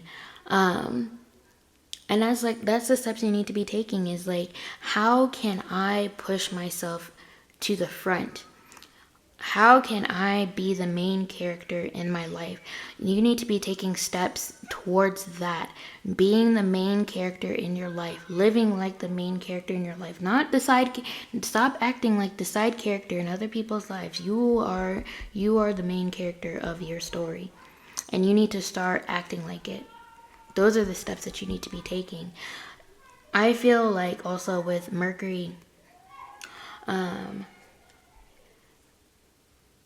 this could be, you could also be like a Gemini or a Virgo, because we got the Mercury here, and Mercury rules those two signs. Maybe there is either like a social or an analytical point of view that you could start taking when it comes to your life. Maybe, start like, if you are, if you are invited out somewhere, start accepting those invitations, If, there's a chance for you to be the lead of a project at work, don't try to push it off to somebody else. Take that lead, This, like, start taking being more in charge of your life. Like I said, be the main character of your life. Maybe, I don't know if you've watched One Piece, but maybe take some inspiration from Luffy. He knows what his dream is. He wants to be the king of the pirates. That's his goal. He knows, and the whole entire anime is really just him taking those steps, going, like, trying to find the One Piece and, Goldie Rogers' treasure and all that other stuff. Like, he is trying to achieve that goal, and that's what his whole focus is in the anime.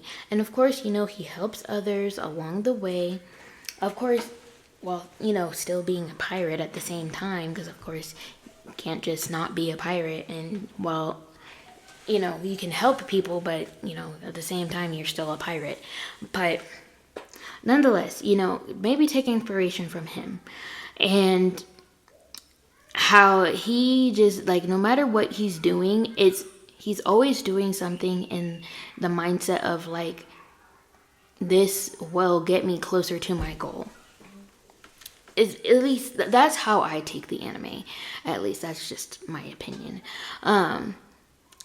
But there's also, there's a couple of other, main characters that I feel like also, you could also take inspiration from, like, Naruto. Like, he had in his head that he was going to become Hokage. And he had that in his head since he was a little kid.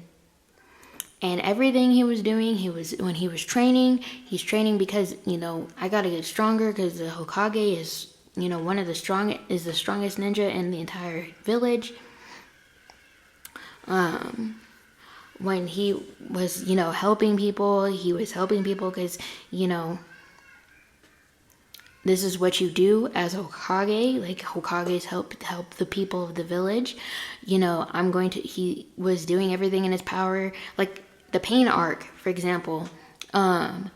He did everything in his damn power to make sure that, he could protect the village. Because that's what a Hokage would do. Like, every step that he was taking was because he was trying to achieve that goal, that dream life of becoming the Hokage. Everything that he did was, well, for one, he was trying to, leave Sasuke aside, never mind. But, like, that's just, like, that was his mindset, Like, when I become Hokage, and it was always when, not if. When I become Hokage, like, this is what I'm gonna do, blah, blah, blah, blah, blah. Like, I'm doing this because this is my ninja way, like, etc., etc. So, maybe, you know, if you are an anime watcher, start taking some inspiration from some of these anime characters. It could be really helpful to you to, you know, help you make those decisions in your life. Of course, you know, make them with our reality in mind, because, you know, the anime world is fantasy, but nonetheless, it's still, you know, there's still a message there that could be helpful to you. So let's see what karma you need to clear in order to achieve your dream life. The way these karma cards work is that they're split into planets, signs, and houses. So I'm going to pull one card from each, and it'll basically give us a couple of sentences. One side of the card is actions, the other side is outcomes, and then it's further broken down into spiritual, mental, and physical. So let's see if we can get a planet. What karma does group 3 need to clear to achieve their dream life?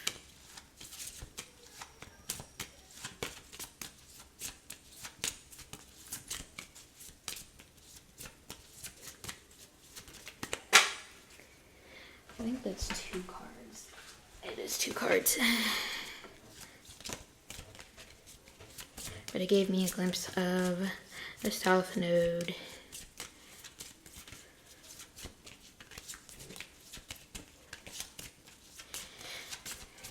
Here we get 1 card.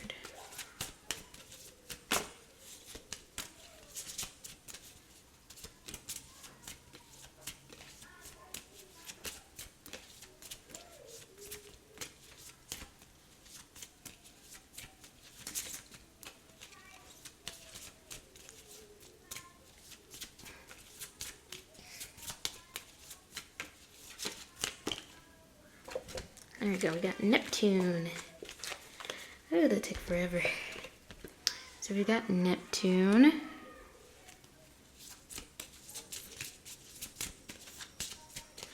Get a sign.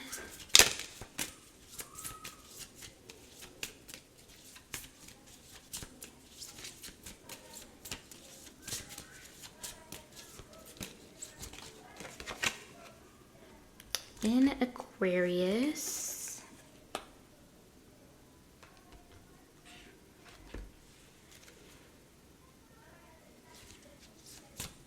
Get a house. It's too many.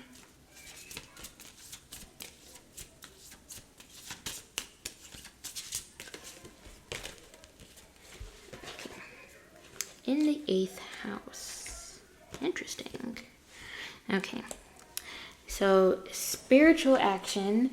Inspire others with your vision as a life or death issue.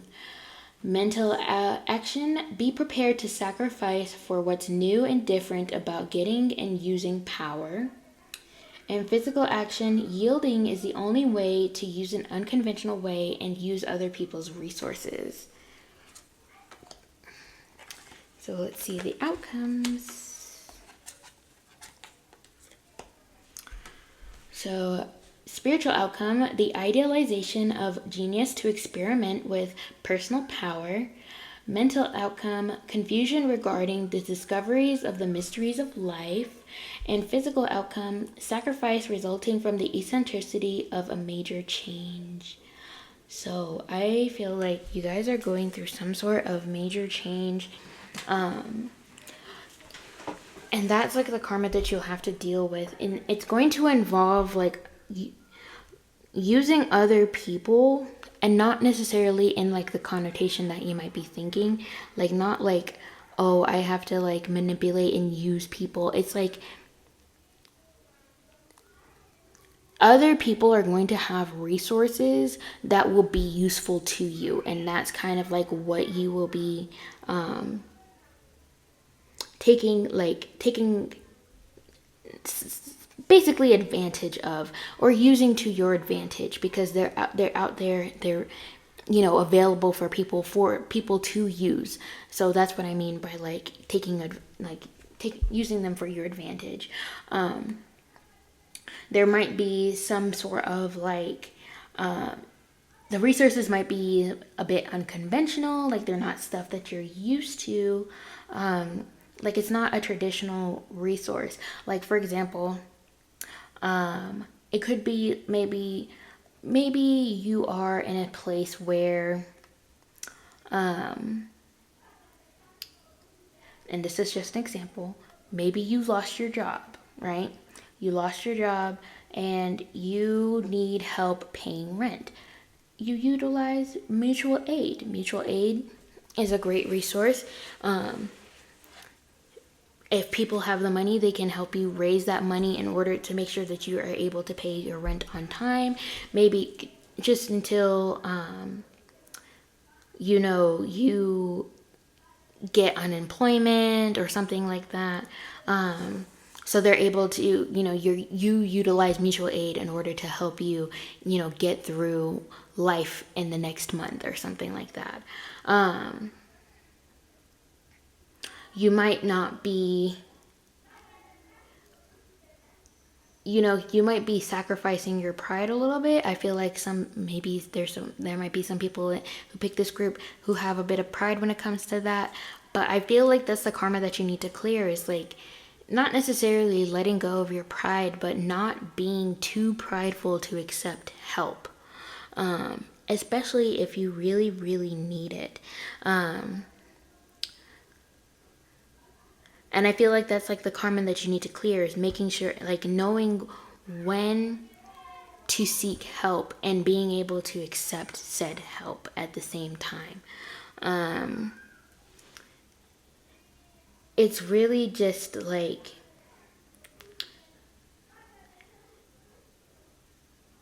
it's almost like,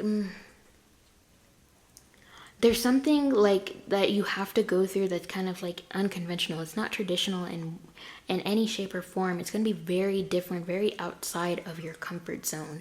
And I feel like maybe that's like that's part of the karma, because from the current energy, we saw that you have been in a space where it's like everything's very stagnant. You haven't been making decisions.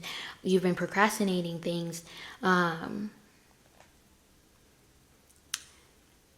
And it's kind of just like you've been stuck in a certain place and you don't know, it's like you don't know how to move forward, and you're not even necessarily moving backward either.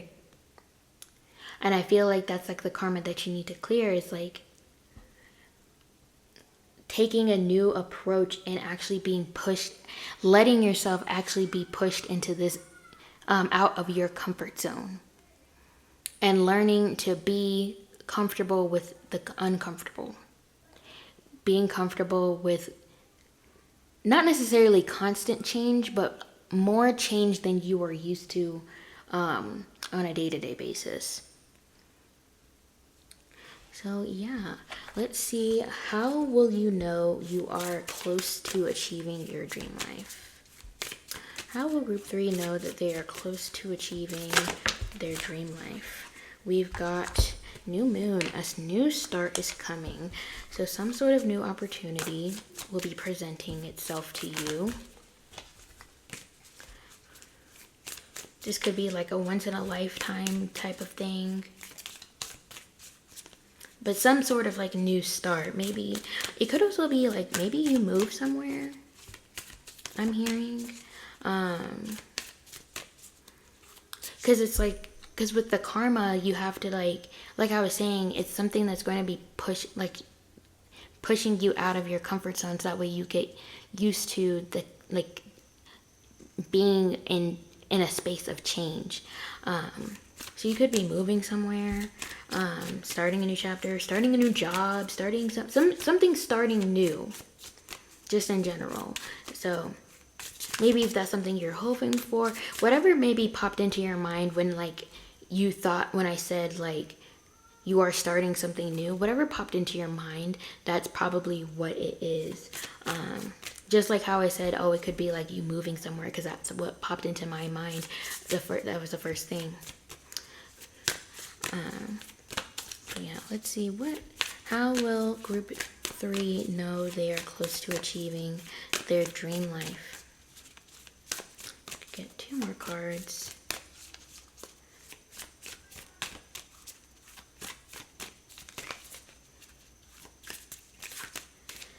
These cards are really taking a long time to come out. Like this is the only group that this has happened in. Of course, I haven't filmed group 4 yet, but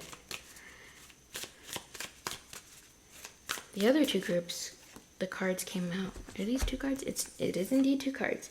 So we've got oh my god, it's actually 4.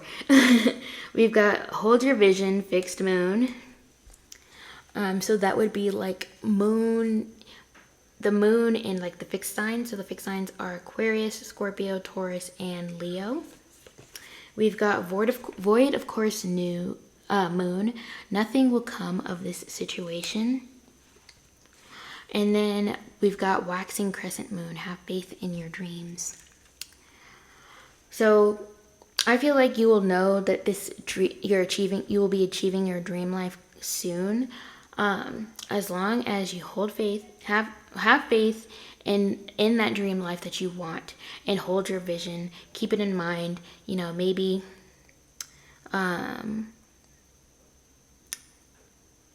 make a what is it called? Oh, what is it called? A vision board. Maybe make a vision board or something like that.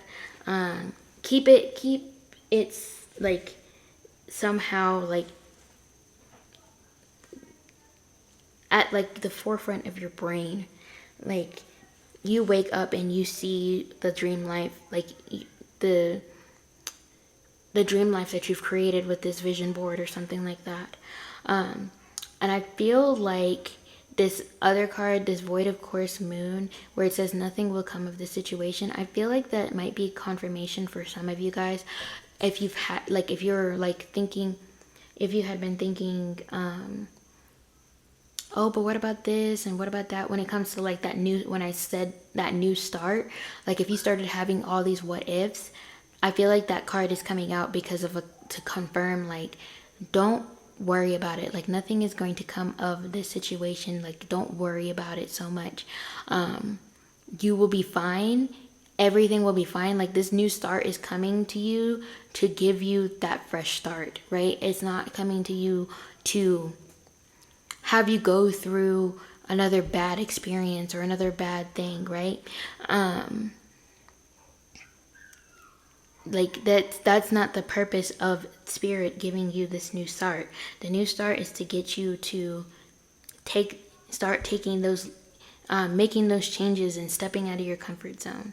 So of course, you know, but you know, it's the world we live in. You can't actually control everything in your life. So of course, you know, if something bad happens, you can't really, there's not much you can do to control that. And I mean, if you have those kind of issues, you might want to talk to a therapist about that. Don't come talking. Let me not say that. Let me not say don't come talking to me. But I'm not a professional therapist. I do have a psychology degree. It's a bachelor's though, so I'm not licensed or anything. So I'm just saying, you know, I can only do so much. But if you have those feelings of like constant anxiety, it might be really helpful for you to find a therapist or some sort of licensed professional to help you with those things. But yeah, that's how you will know if you are close to achieving your dream life. You will get some sort of new opportunity. I feel like it's going to be kind of like a fresh start, something that's really out of your comfort zone. But have faith and hold your vision. Hold that vision of like what you want that dream life to be. So let's get some final advice. Spirit, what final advice do you have for my group 3s? Final advice for my group 3s. Yes, be gentle. Take steps back if needed. You really should check out group 2 because that card came out in group 2 as well. But yeah, be gentle with yourself when you get this new opportunity. Be gentle with yourself. You know, if you have a setback or two, don't beat yourself up about it. Just recognize that, hey, this is a setback, but it's okay. I can figure out a way to bounce back if needed. I will give myself a little bit of time to, you know, maybe cry about it or something. But right after that, you know, it's back to let's figure out how we can maybe figure out a different way of going about this. Something that could work out better for you. We've got you are electrifying. Allow your talent to do the talking. So yeah, you are a talented being. Allow yourself to show your talents. You were given those talents for a reason. It's, you know, we got control issues. Let it go. But yeah, I just think that's a hilarious synchronicity. But yeah, you were given talents for a reason. Allow those talents to flourish. You know, it could actually make you really, really, really happy. And you don't know where, you know, those talents could really take you. I feel like talents are really meant to be shared, even if it's not with like the world at large. You know, you could share those talents with your friends, your family, whomever you call family, your partner, if you have a partner. Share, like, it's not, it would be really helpful for you to share those things.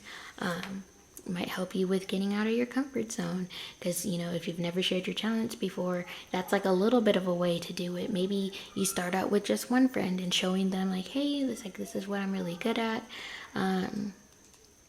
What do you think? And of course, you know, if you have a really supportive friend, they're gonna hype you up and it's gonna feel really good.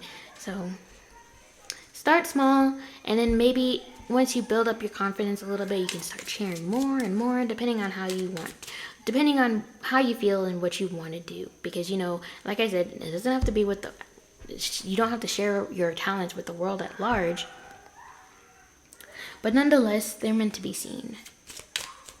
Especially because we have the Sun card, and like I was saying before,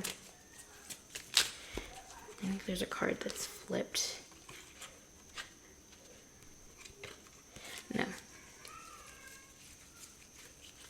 No, it's fine. But yeah, it doesn't have to be, like I say, it doesn't have to be with the world at large, but somebody is meant to see you. You are meant to be the main character, so allow yourself to be. So let's get an angel number message. Spirit, angel number message for my group number 3s. What do they need to hear right now before I close out this reading?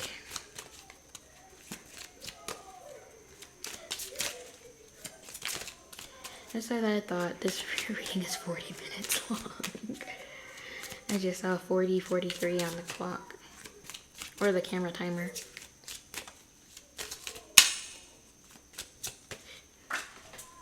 There we go. Oh my god. Number 21, I am inspiring. You are highly creative with a strong will to succeed. Your imagination is highly charged. It reveals itself in everything you do, from your sparkling conversation to your most prized projects. You are an inspiration, group number 3. Remember that when you're showing your talents, when you are getting out of your comfort zone for the first time and forever, when you are doing the things that you love, remember that you are an inspiration. And with that, I'm going to conclude your reading. Thank you guys so much for trusting me to read your cards and joining me in this space. If you like this video, please give it a big thumbs up. It really helps me out with the algorithm. Comment down below. Tell me, what is your dream life? I would love to hear what it is. especially because, you know, you guys are so inspiring. Come inspire me too. I would love to see it.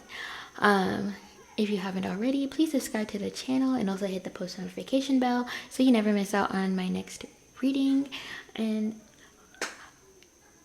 if you would like a personal reading, my Etsy shop is a link down below in the description box.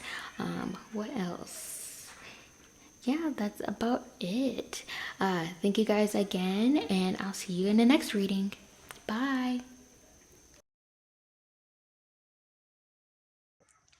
All right.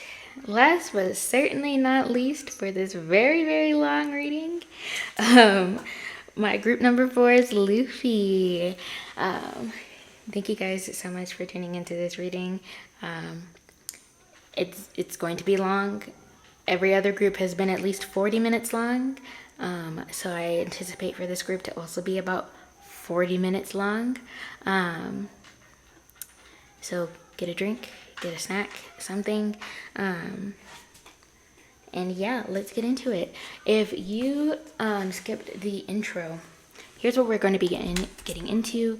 We're going to do a quick energy check, see where your energy is currently. This should be confirmation for you that you have picked the right group. If this energy check doesn't really resonate with you, then I would suggest checking out the other groups. If none of the other groups resonate with you, then this just might not be your reading today. But the great thing is that YouTube has so many tarot readers on this platform. So you might be able to find a message for yourself in with a different channel. But, you know, if not, you know, still feel free to stick around. So yeah, we're going to do the energy check, and then we're going to use the oracle card to see what steps should you be taking in order to achieve your dream life. What karma do you need to clear in order to achieve it? How will you know you are close to achieving your dream life? And then we'll get a final advice and an angel number message from Spirit. So let's go ahead and get into it, because like I said, these readings have been really long and I'm tired. But Spirit, where are my group 4s currently? What is their energy currently? Group 4s, what's their energy doing currently? We got the sun. Oh my god, love that. Y'all must be just like bright and sunny people. And we just got, let's see, we've got the King of Swords, the Two of Swords, and the Page of Wands in reverse. Get one more card.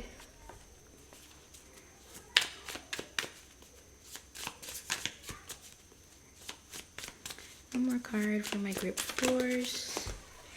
Spirit said 2. We've got the Nine of Swords.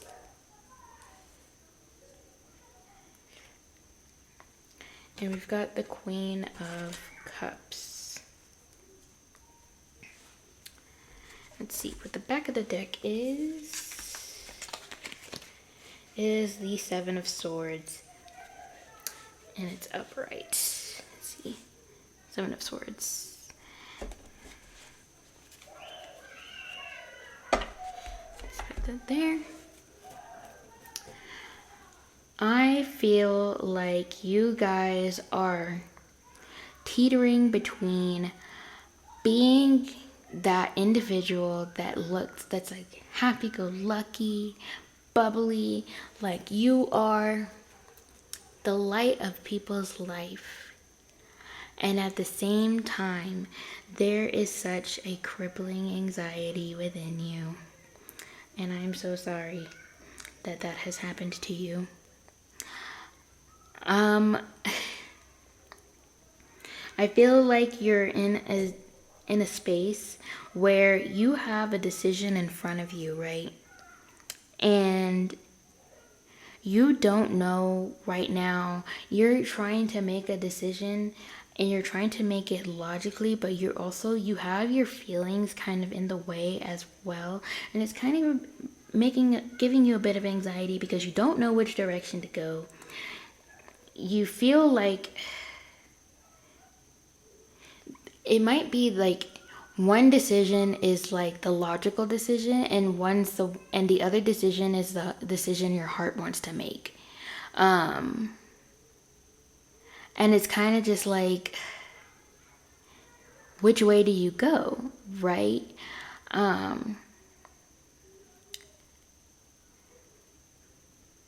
Personally, I say go with your heart, because if you just go with a logical decision, I feel like you will end up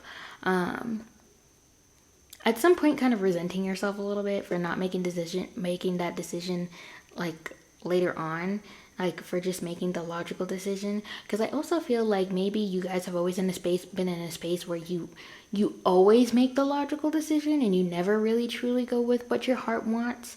And I feel like it would be deceptive of yourself. Like you'd be deceiving yourself if you went with this decision of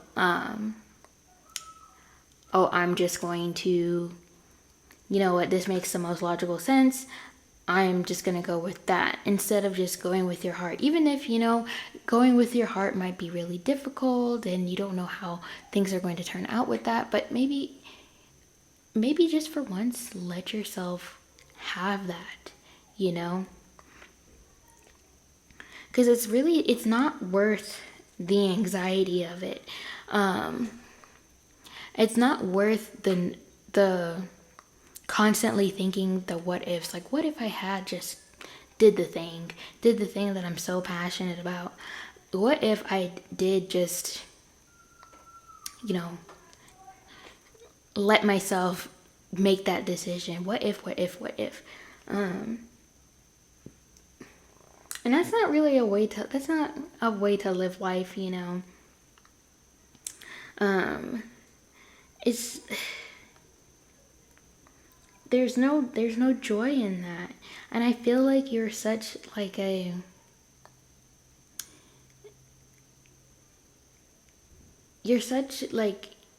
like I said earlier, you are the light of like a lot of people's life, and I feel like they would feel like you're kind of doing a disservice to yourself if for once you don't just let yourself have the thing that you really, really want. Maybe this decision is actually in the regards to your dream life, Like maybe if this is a decision that, if you make the decision, you could be that much closer to your dream life. But maybe there's something that's like kind of illogical. Maybe the logistics of it is kind of like a little iffy or something like that. Like you're kind of just worried about, like maybe you're worried about, well, how will I afford this? And how will I, where will I live? Or something along those lines. And I really feel like you need to, if it's your dream life, you need to just let go and have faith that things will turn out. If it's really truly meant for you, it will turn out the way that you want it to. Give me one moment. Sorry for the interruption. My cat Biscuit wanted something and she was going to destroy furniture until she got it. So, but yeah, I feel like you guys are going to be, doing a disservice to yourself if you don't just, take that leap of faith of letting yourself, take on that opportunity, whatever it is, and just go along with it. Don't worry so much about the logistics. I feel like they will work themselves out in some shape or form, especially if this is something that's truly meant for you. It will work out. And it might not work out in the way that you think, but it might work out in a way that's better than you hoped. You never know. Like life comes with risks. So it's just like everything in life is a gamble. Everything that you do is a risk. There's always a probability of something going wrong, and at the same time, there's always a probability of something going right. So It's just, are you willing to take that risk is really the question. Like, is this something that to you is worth the risk? Is taking this opportunity, taking this leap of faith, worth the risk to you? That's what you should really be asking yourself. And so, yeah, that's the current energy that we have for you. So if that resonated for you, let's get into the oracle cards and see what steps should you be taking. So Spirit, what steps should group 4 be taking for their dream life or towards their dream life? What steps should they be taking? Ooh. Flying everywhere. We've got the 11th house, community.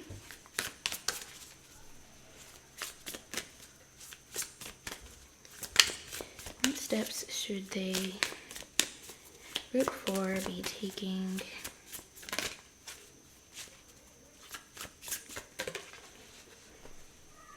We've got the North Node, future.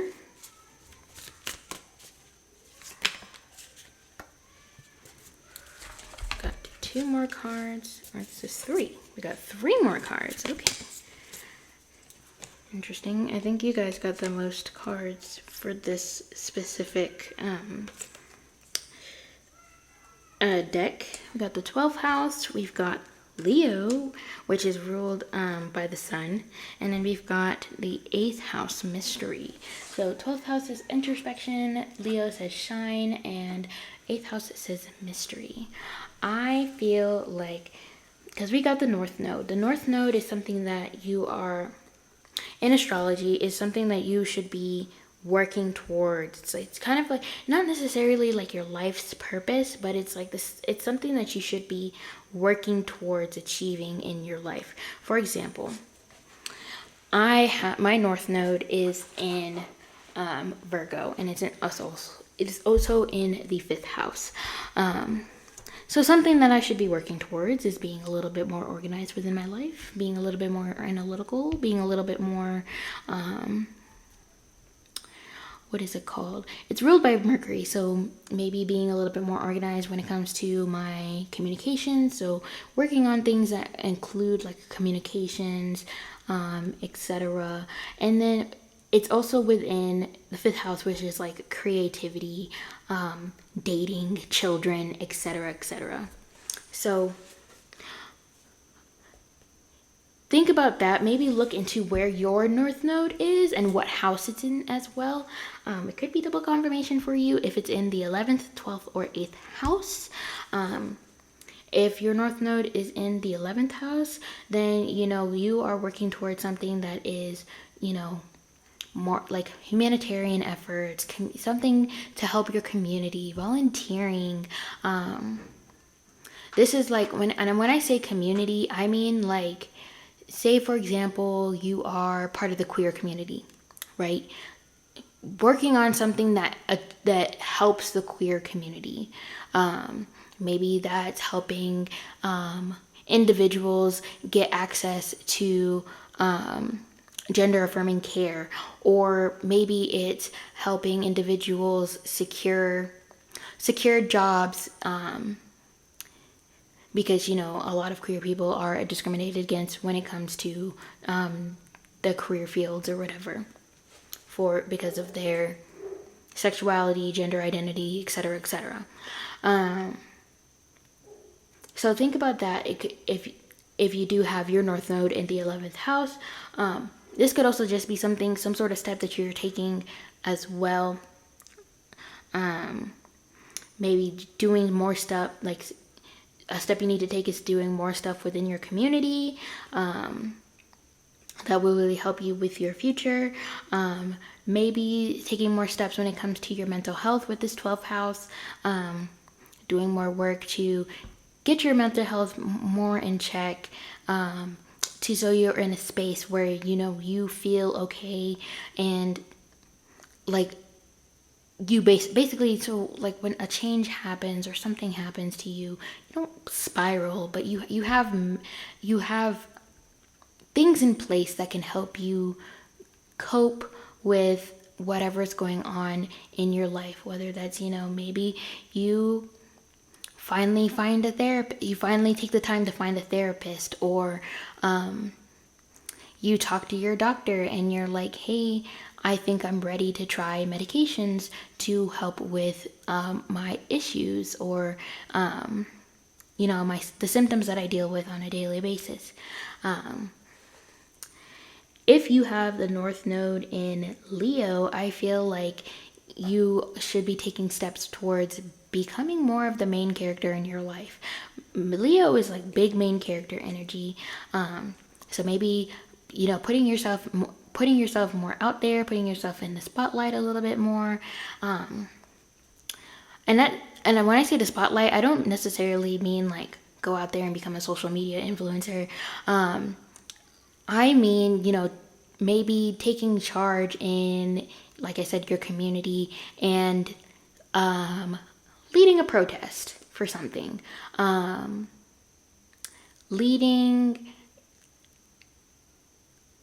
Being the face of maybe starting a nonprofit or something like that. Just like being the face of whatever it is that you are doing. And then with the 8th house, I feel like there's going to be a lot of changes when it comes to maybe utilizing other people's resources a little bit more. Definitely letting yourself go through some more transformations.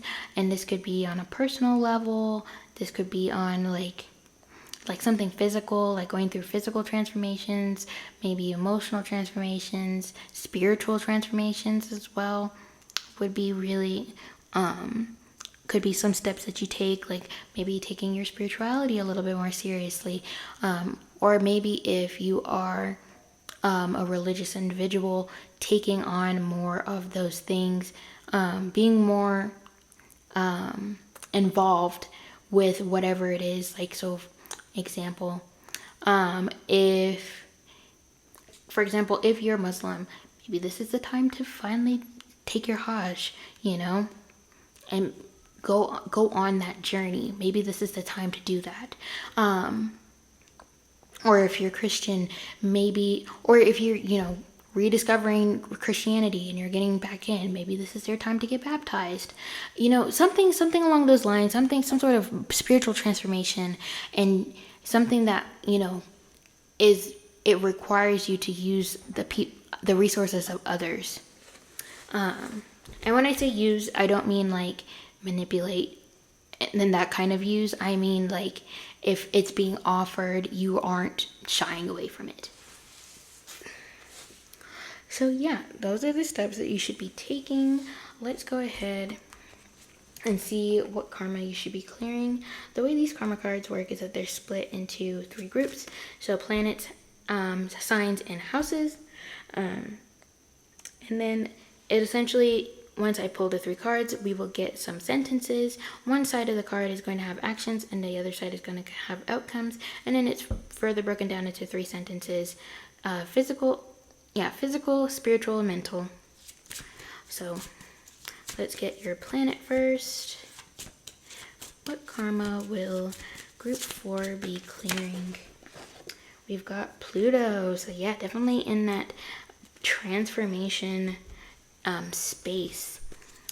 If you're watching this at the time that I've uploaded this video, by the time I upload this, Pluto should have transitioned into Aquarius, and it'll be in Aquarius for the next 20 years.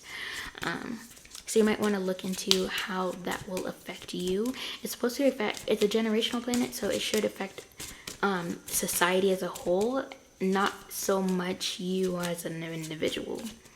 But you could see where you might have, if you look to where, because it's Aquarius, look to which house Aquarius is in for you based upon your rising sign, rising or ascendant sign, depending on, what you know about astrology.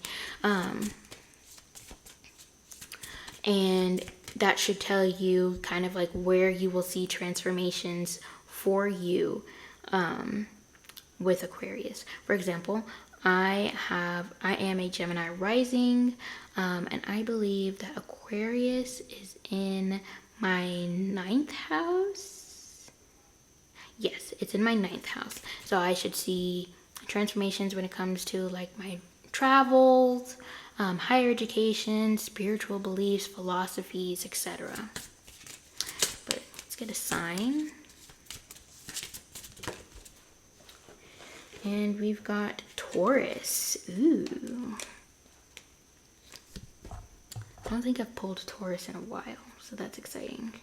And I am a Taurus, so hey, if you're a fellow Taurus, comment down below. I love meeting other Taurus. Almost all of my best friends are Tauruses. And we've got a sign. We've got in the 11th house. So double confirmation on the 11th house. So we've got Pluto in Taurus in the 11th house. So spiritual action, resurrect your beliefs for humanity's sake. Mental action, get to the heart of the cost of your hopes and wishes. And physical action, do or die. You must use the most direct way and do it for the future. So let's see the outcomes. Spiritual outcome, the need for control of resources to maintain freedom. Mental outcome, an obsession with the practicality of associations. And physical outcome, a power struggle resulting from the productivity of your circle of friends. Ooh. Okay, so I feel like there's going to be some transformations in terms of your community and the way and the materialism of that community. So maybe you move away from just kind of like how I was talking about, like we're moving into the age of Aquarius with Pluto being in Aquarius, and it's going to be in Aquarius for the next 20 years.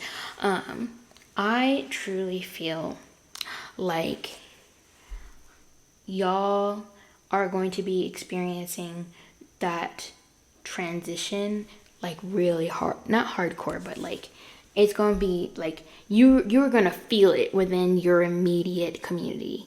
So like your neighborhood, your circle of friends, etc. And I feel like you're going to be shifting from kind of like an individualistic mindset to a community-minded mindset. What can I do? How can I use my money, the assets that I have, in order to benefit the community that is around me, right? And I feel like that's the karma that you're going to be clearing in order to achieve your dream life. I feel like maybe your guys' dream life is associated with having, you know, a really solid support system. Like that's a part of the dream life that you want, is having a really solid support system, which I would love that for you guys. That would be so amazing.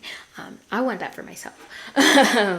But yeah, I feel like it's like you're going to be thinking about, how can I figure out the cost of these things? How can I maybe get more money for this community? How can I raise money? How maybe fundraising, that kind of thing. I feel like that's something that you will be figuring out, and once you've got that figured out, that's when your dream life will be achieved. So how will you know your dream life is, you're close to achieving your dream life? We've got new moon in Aquarius. We've got Aquarius again. You guys must be in Aquarius or something. Or you've got Aquarius in your chart somewhere. Maybe a stellium. That would be like 3 or more signs in a specific, like 3 or more planets in a specific sign. So that sign would be Aquarius. You would have like maybe your sun, your Mars, and maybe your Mercury or something in the sign of Aquarius or something like that. But yeah, it says bring love into the situation. Maybe you get you know you're close to your dream life when you start to feel a lot more loved in whatever you're doing. Like everything that like you feel like, and I don't even mean like necessarily romantic love. I just, especially because this is Aquarius, I feel like this is like love within your community, love within your circle of friends. Like you just feel like you're surrounded by a big fluffy blanket of love. I'm starting to lose my voice because I've been talking for so long. But yeah, I feel like that's how you'll know that you're getting close to it, is like you start to feel that that love within your community or whatever it is, that whatever like endeavors you're doing, like it just feels like a big blanket of love that's covering you. So how will group 4 know that they are close to achieving their dream life, Spirit?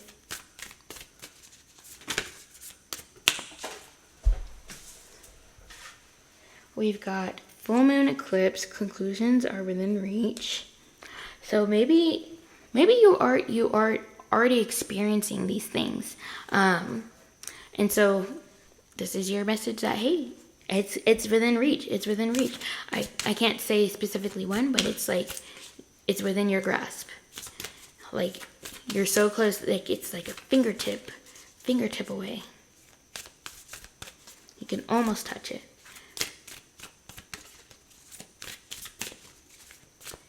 And it'll feel like that. Like you will be aware of like, oh my God, like if I can just get this one more thing, like it's right there, and I will have my dream life. That's how it'll feel. And that's how you'll know it's close by. Like you're close to achieving. Get one more.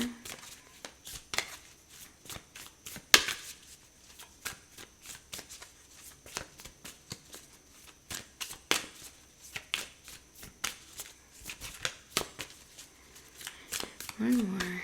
There we go. We've got full moon in Capricorn.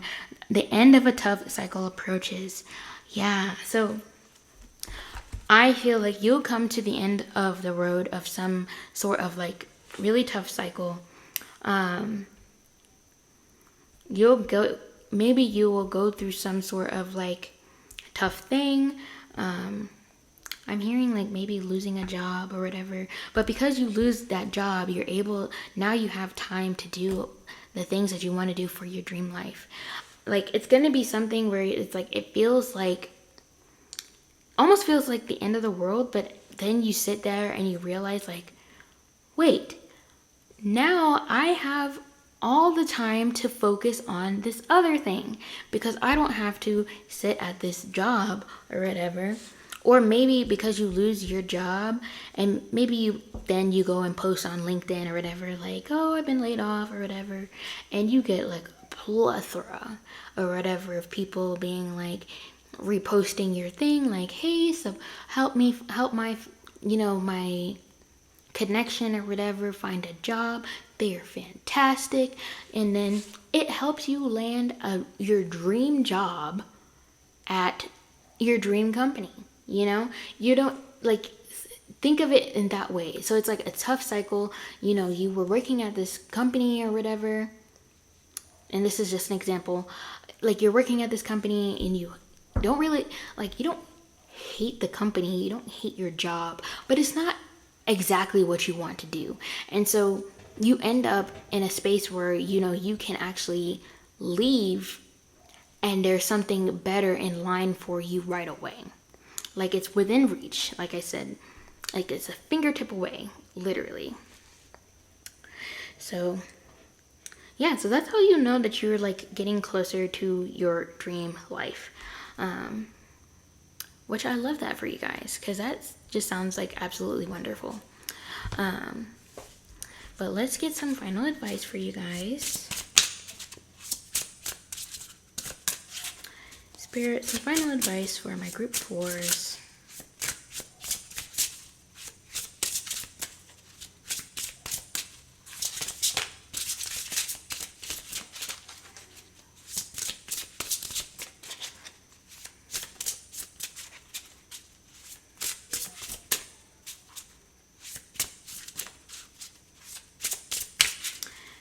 advice for my group 4 spirit. There we go. We've got power of choice. Place your attention on gratitude. So Spirit is asking you to be a little bit more grateful for the things that are going on in your life. You know, take some time, not to say that you're ungrateful, but like take some time to like sit down and be like, you know what? These things are happening for me, and I'm so grateful that they are happening. I'm so grateful that I've had this opportunity. I'm so grateful that, you know, I'm able to do these things. I'm so grateful that, you know, I have a roof over my head. I'm so grateful that I have food in my belly. I'm so grateful that, just like stuff like that, just saying, like taking the time to speak out loud about the things that you are grateful for in the moment.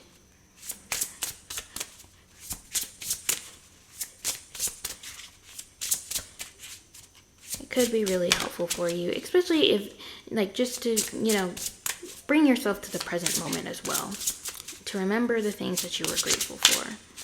Maybe you're grateful for the community that you have. You're grateful for the support system that you have.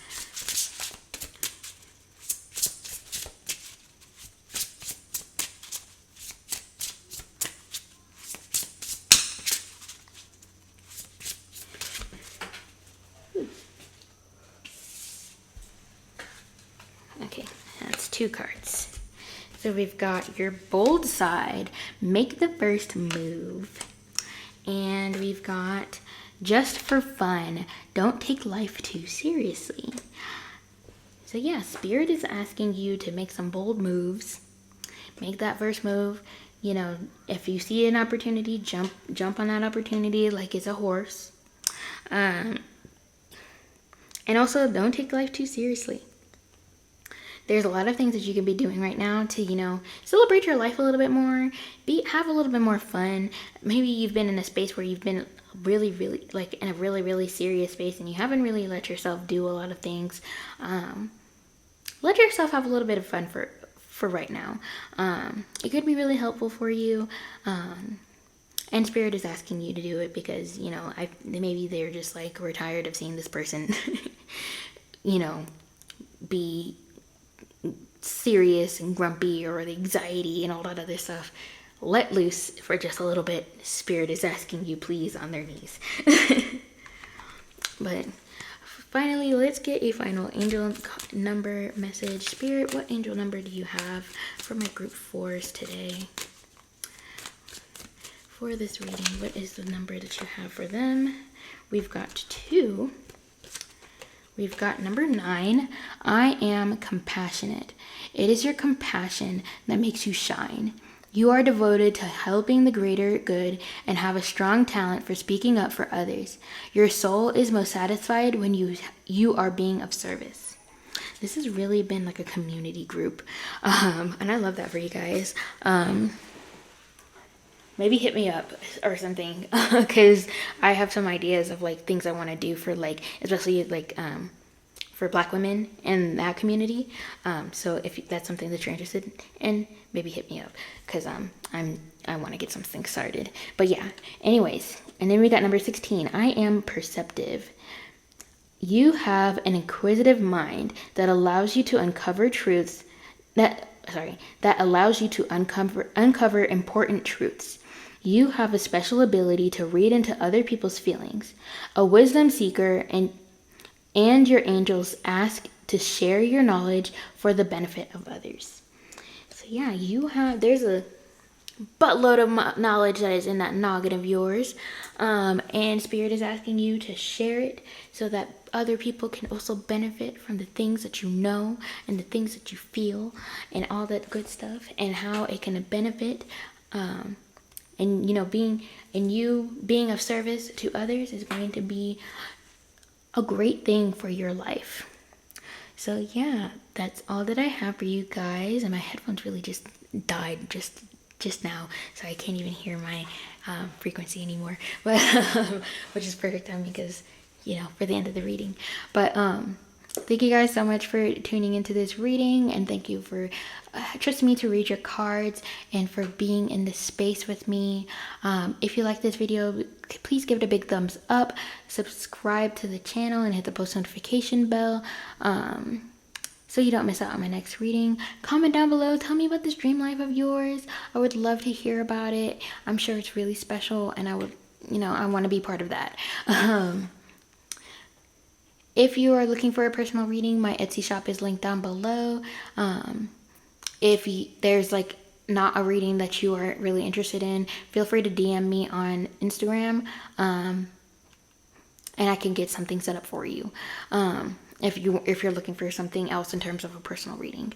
And yeah, that's all that I have for you guys. Thank you guys so much again, and I'll see you in the next reading. Bye.